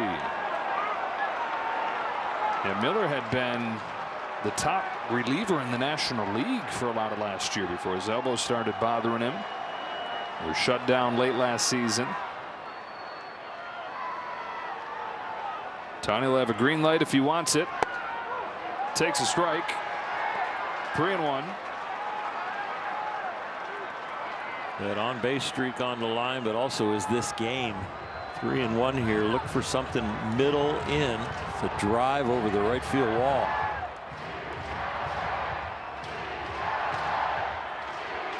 Tucker waits on deck as Ohtani waits on this 3-1 pitch. Miller fires. Ohtani takes strike 2 and a challenge. The batter is challenging the pitch. It looked pretty good. There was a strike. ABS powered by T-Mobile. Good time to use it though. Remaining.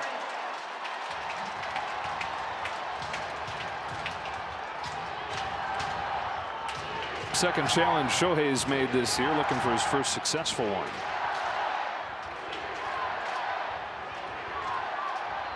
Freeland takes off. 3-2. Ohtani grounds one left side. Backhanded Damas heaves it to the corner, and it's not in time. Ohtani extends the on-base streak with an infield hit. He has tied Sean Green for the longest on-base streak in LA Dodger history. In one of the most unlikely ways, Shohei Ohtani, one of his softest exit velocity hits of his career, I'm sure, other than a squibber. Only Duke Snider in 1954, when the team was still in Brooklyn, a longer on-base streak than Ohtani, who has tied Green.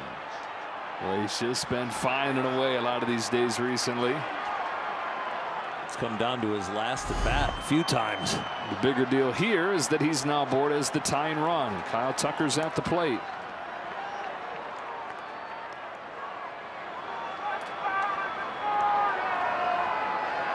Tucker's 0 for 3 today.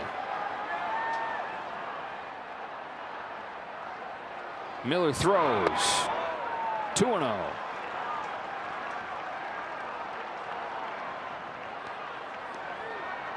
Six left-handers in Dave Roberts' lineup tonight. And so 3 left-handed relievers in that pen, all of them used. Top of the zone, 2-1.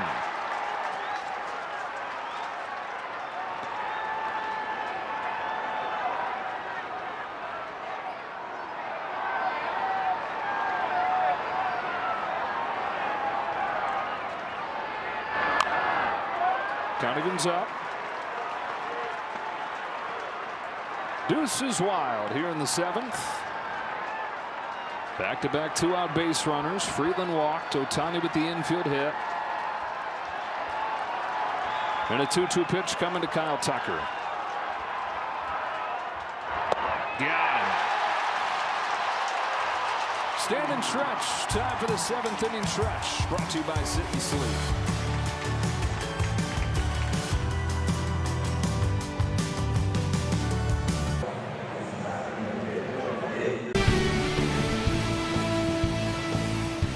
Back-to-back world champion Dodger baseball on Sportsnet LA is brought to you by Morongo Casino Resort and Spa. Less than 90 minutes from wherever you are. Good times. It's 3-1 San Francisco. Giants got all 3 runs in the first inning. Dodgers got their lone run on a bases loaded walk from Kim in the 4th. Yamamoto in the first inning threw 26 pitches, just 12 pitches in innings since, and here he is somehow still going into the 7th. If you go back 8 starts, which takes you to game 2 of the NLCS last year in the playoffs, he has gone 6 or more innings, 8 starts in a row. And boy, this one started out rocky, but he's still out there. And you want to talk about that old school marker of length, going 7 full innings. Did that twice as a rookie. Did it 9 times last year, the standard bearer across the National League for that. And he's trying to do so for the 2nd time this year with other guys following suit. Robleski's done it twice. Tyler Glasnow's already done it once.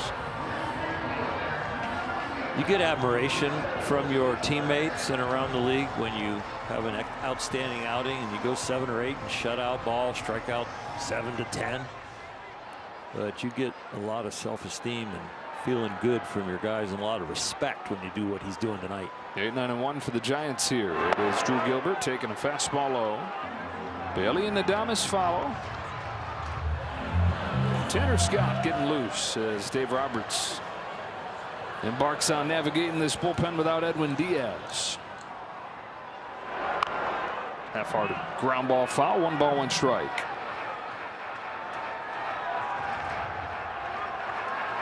Gilbert 0 for 2 today. Had a hit in all 3 games in Washington in their last series. Caught up just last week. First round pick of the Astros, traded over here to the Giants after he was traded to the Mets in between. Takes a strike, 1-2. That fastball sets the splitter up. Come right at that window, low at the knee fastball that gets the called strike. Boy, you throw your splitter, start at the knees, end up in the dirt.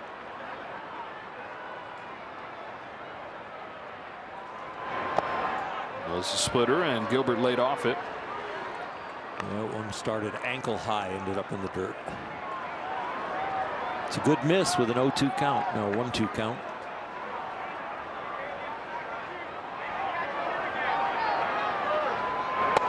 And a fastball to the bottom of the knees to get him. Hitter trying to stay disciplined, stay off the splitter, throws the fastball, maintains its altitude, and just rings him up.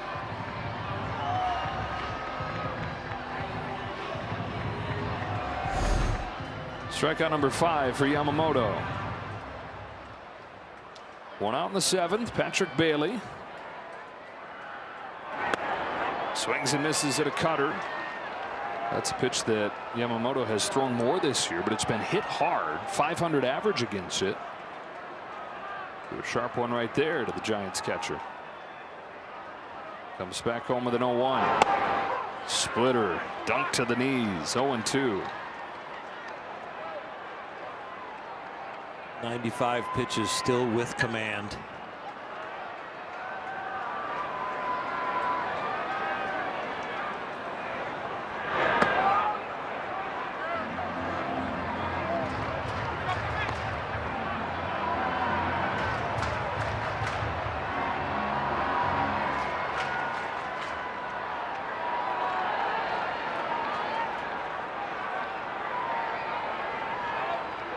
The 1-2 pitch. Bailey watches it wrap around the plate, and it evens up 2-2. More confidence in the fastball tonight. 0 for 5 with 2 Ks with that fastball. League was hitting almost 300 off of it coming in.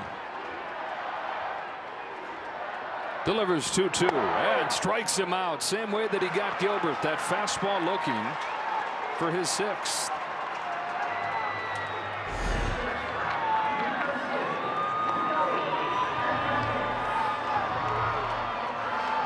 Convince them what's coming and throw the opposite. That's when you lock them up like that. They are just sitting there, the lefties, thinking they're getting split, and then they get fastball at the knees. See that indecision so often against him with so many different weapons. Ahead of Adames. And for the 2nd straight outing, he'll hit 100 pitches.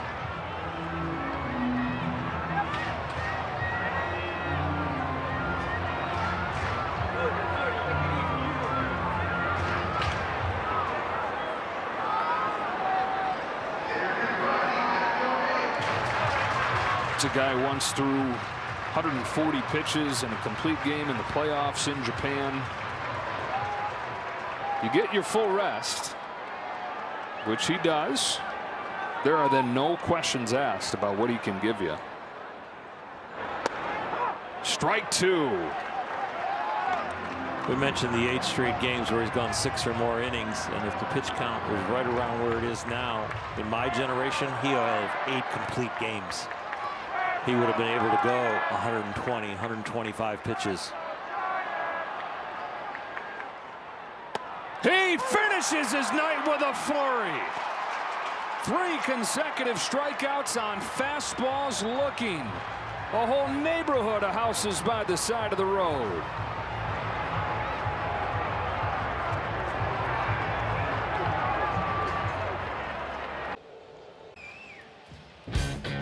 But not only did he get 3 strikeouts in that inning, he got you all burgers for free.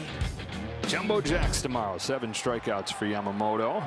Dodgers down 3-1. He's done his part yet again, but again finds himself looking at very little support. Dodgers just the run in the 4th inning. 3 hits total tonight. Freddie Freeman leading off against Eric Miller and taking a strike, 1-1. Freddie's walked twice. It's 2 of the 5 walks that they took against Landon Roop. 6 total tonight. They've had their chances similar to the 2 games in the middle in Colorado, where there were chances there to do better than splitting the 4 games.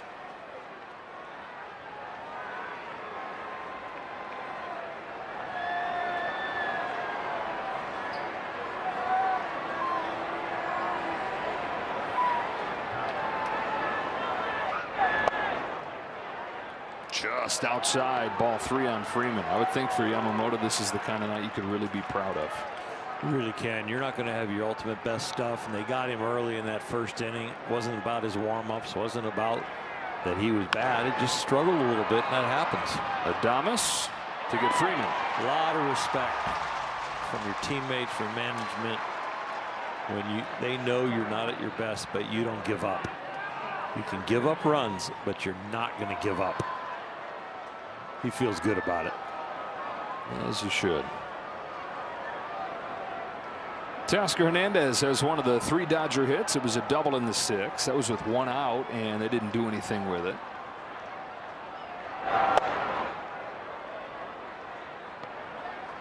The Dodgers have left 7 guys on base. The biggest inning if they lose this game, and they go back and look at when Roop was setting the table with a bunch of walks. Got 1 run in that inning. Bases loaded walk from Kim, but then Call, who'd gotten ahead in the count 2-0, then bounced into a double play that ended the inning. Miller to Hernandez. The 1-1 pitch misses inside, ball 2. Teo a little confidence right here if he gets a down in and breaking ball. That's the way he got his double. Ground ball right down the left field line.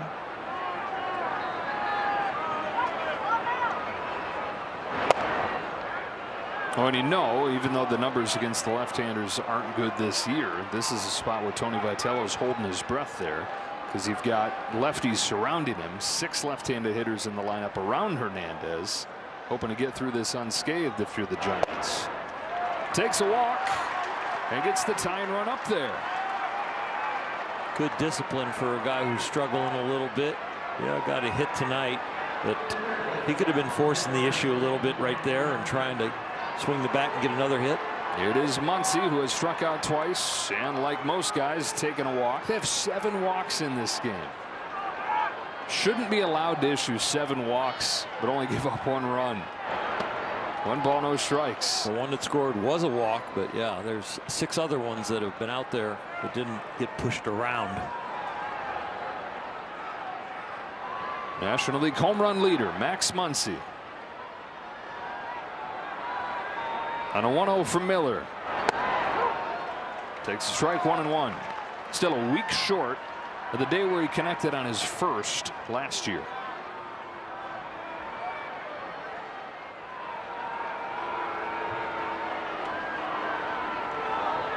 Here's the 1-1. Bottom of the zone. Strike two. Flip the switch on the challenge button. Tell you what, Junior Valentine's been really good. Really good. Even when he's been wrong, it's been like hairline.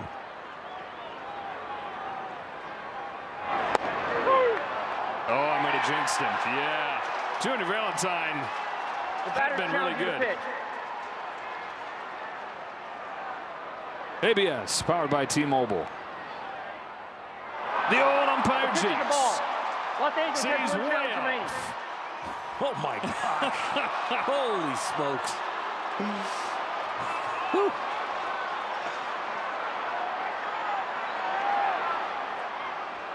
Muncy lives to see another day. 2-2 pitch. Bouncing ball right side. Only play will be at first for a Rise, whose throw is just in time. Not the easiest play for a guy who wants to prove that he can play second base. Dalton rushing spot, but instead it's going to be Will Smith.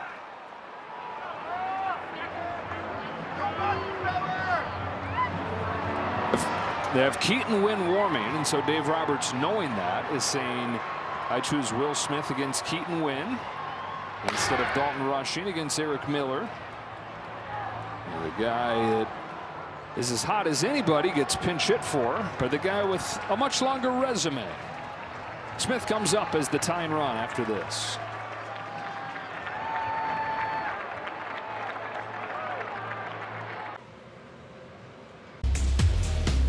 But Will Smith, perennial all-star at this point, has done it to the Giants throughout his career. In this ballpark, .322 hitter.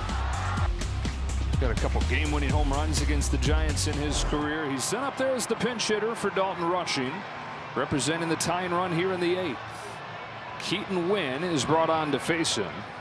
And Wynn, in this bullpen that's been full of just guys auditioning for roles, has started to separate, retiring the last 15 hitters that he's faced.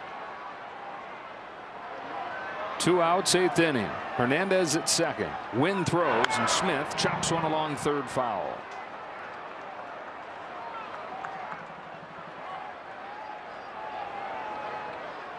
Andy Pages finding his bat. Miguel Rojas is on deck. And Pages is getting his first day off this year, or so he thought.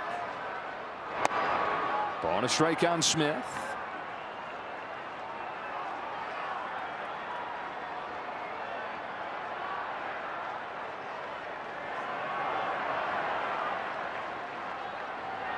The 1-1. Ball 2.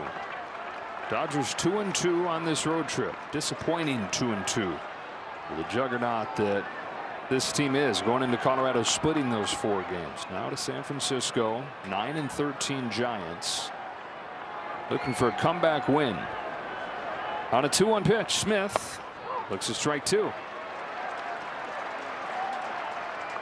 Will loves hitting in this ballpark.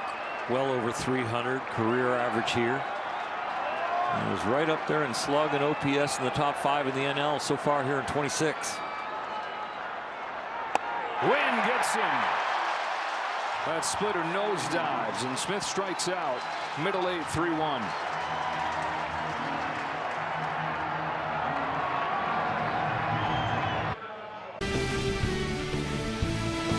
Well, the Giants haven't scored since that 3-out burst in the first inning, but the Dodgers have just won. And so to the bottom of the 8th, 3-1 score.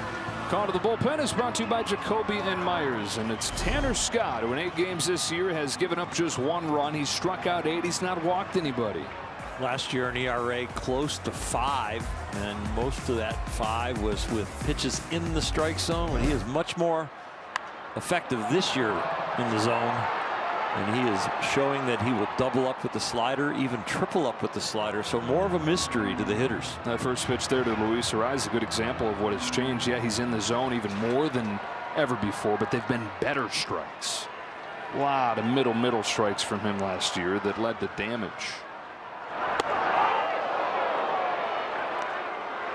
In the zone last year, the league almost hit 300 off of him. So far this year, just barely above 50. That'll get your blood pumping. Grounded to second. Freeland shuffles over there to get a rise. Don't forget, after the game, it's Access Sportsnet Dodgers, presented by Mercury Insurance. Jerry and the boys looking for some runs here. The Dodgers have 3 outs with which to work. They've got the bottom of the order due up. Rojas, Call, Freeland, with Andy Pages available on Dave Roberts' bench. Matt Chapman walked and scored in the first inning. Takes what's called ball one, but a challenge. I like this challenge. Ball looked like it was crossing through the plate. And a good one from Will Smith. ABS as always powered by T-Mobile. Makes a world of difference. Strike one versus ball one.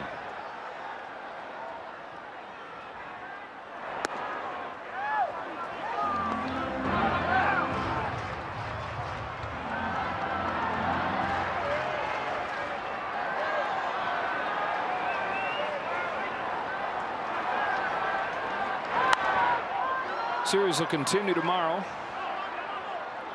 Ohtani goes for the Dodgers. Tyler Mahle for the Giants. Wraps up on Wednesday with a day game. Tyler Glasnow trying to build off of what he did in Colorado. And Logan Webb trying to get his season on track. Scott lets go of a 1-2 pitch, and Chapman fouls it off. We'll do it again.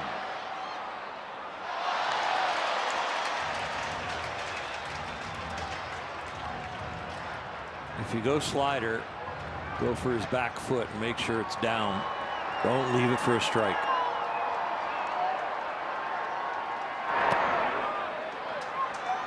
Good job by Will Smith with the target, really reassuring him where he wanted the ball.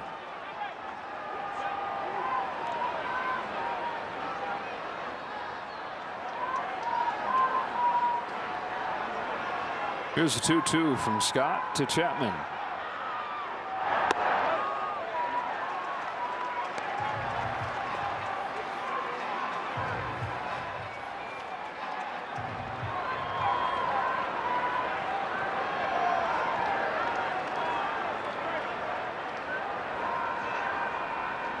Three-two, and he's walked him. Second free pass taken by Chapman tonight. First one issued by Scott all year. There's your 3 sliders in a row. Just couldn't land one of them. But good to be a mystery now to the league. They don't know what you're going to throw. Devers with one away. Swings through a fastball.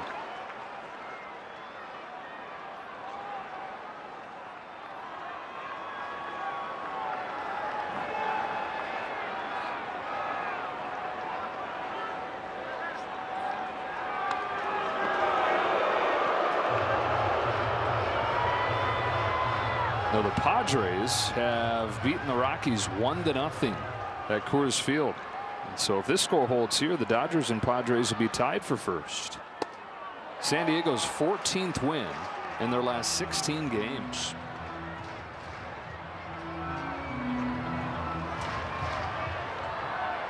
Nothing in 2 on Devers. Continues to get attacked by fastballs. And another, and he just kind of haphazardly taps the bat towards it. Comes up empty. His second strikeout of the night, second out of the 8th. Well, the at bat before, he sees 3 sliders in a row. And the walk happens, and here he gets 3 fastballs in a row.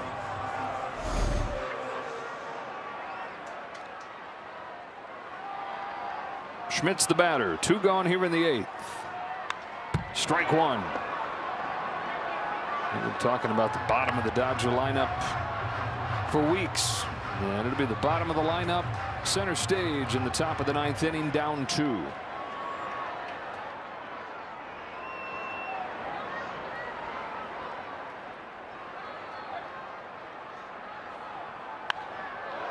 Ryan Walker's warming in the Giants bullpen. Again, it has been closer by committee, every role by committee.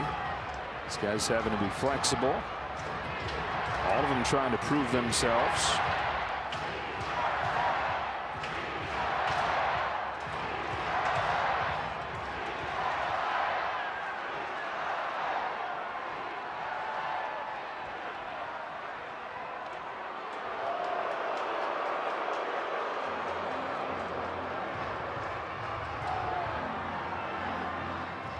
Chapman, by the way, does not have a steal this year. 9 of them last year.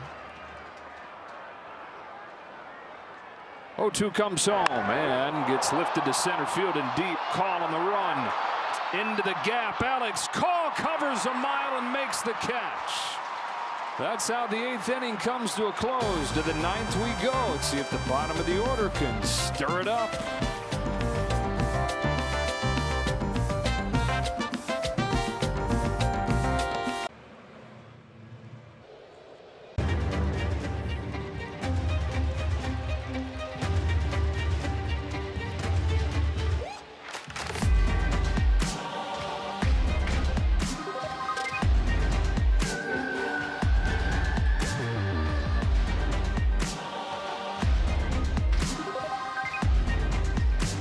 The 137th year of this rivalry starting tonight. The Giants, the Dodgers. Giants got 3 runs in the first inning. That's all they need to this point. Dodgers' lone run came in the 4th.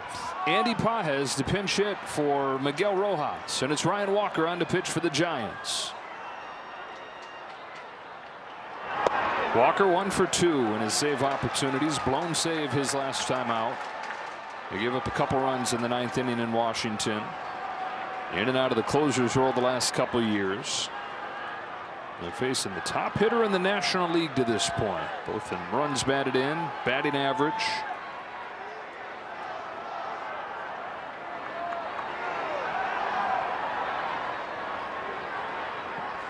Walker's 0-1. Pages takes outside. Ball and a strike. 2-pitch pitcher on the mound that Pages is facing. Sinker slider. Righties hitting them better than lefties.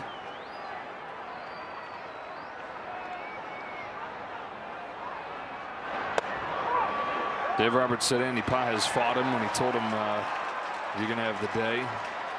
And the doc said, I love that. Love that he wanted to play, but no, take a seat, take a breath, stay ready. And here he is pinch hitting to lead off the 9th inning. Down 1 and 2. And now down 1 away. On both sides of the ball, we have seen hitters kind of overthinking at bats where they're just blinking through fastballs, pitches they normally would be swinging at.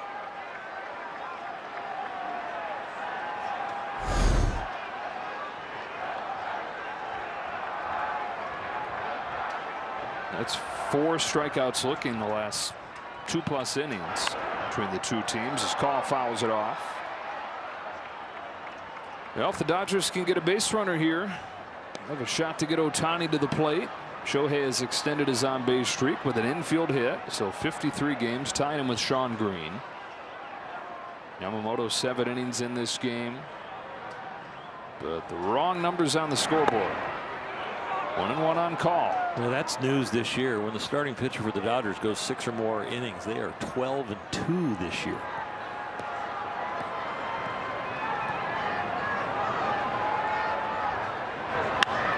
Call leans out, sends it in the air to deep left field. Ramos back with room. 2 out.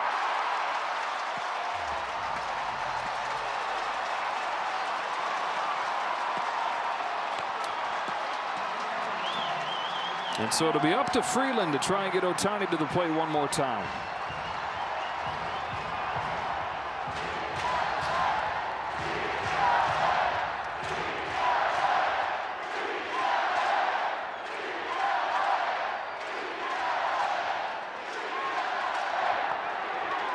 One and 0.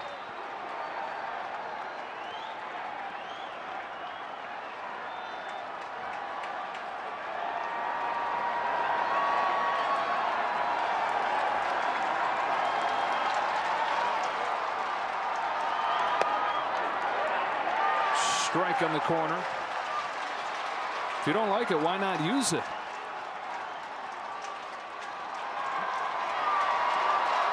We're right up against it, or you got to use it.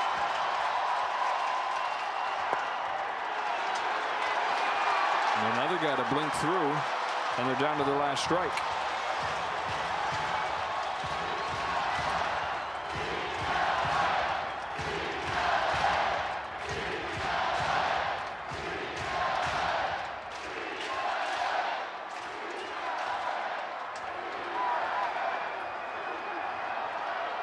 The 1-2 pitch. Lays off the high fastball. Count evens 2-2. If that had been called a strike, you better be challenged. Yeah. Nothing higher leverage than the game ending. Yeah.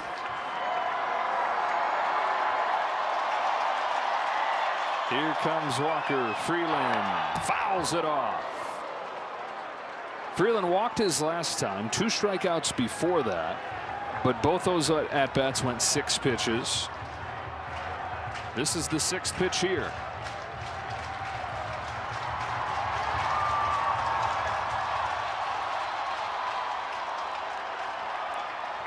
It's another 2-2. Takes it for ball 3. Challenge from Bailey. He kind of shrugs as he does it and says, why not? This is way wide. Yeah, it's powered by T-Mobile. San Francisco's exhausted. So it's gone to 3-2 on Alex Freeland. Ohtani waits on deck, hoping for his shot.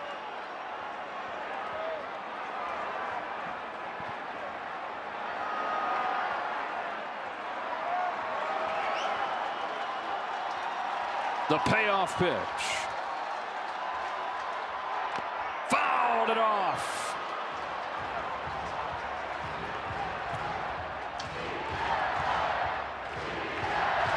Early in this at bat, he had more of a take mentality, but now he's cutting it loose with this 3-2 count. 2 out, down by 2.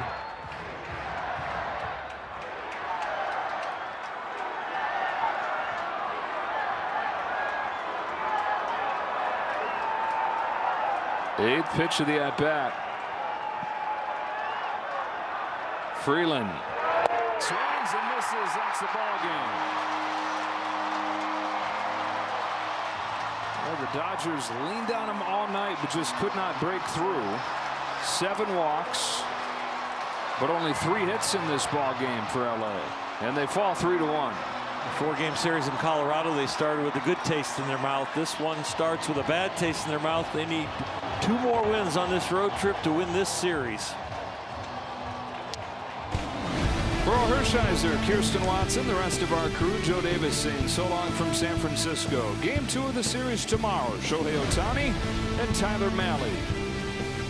For now, stay tuned for Access Sportsnet Dodgers after this 3-1 Giants win. We'll talk to you tomorrow night.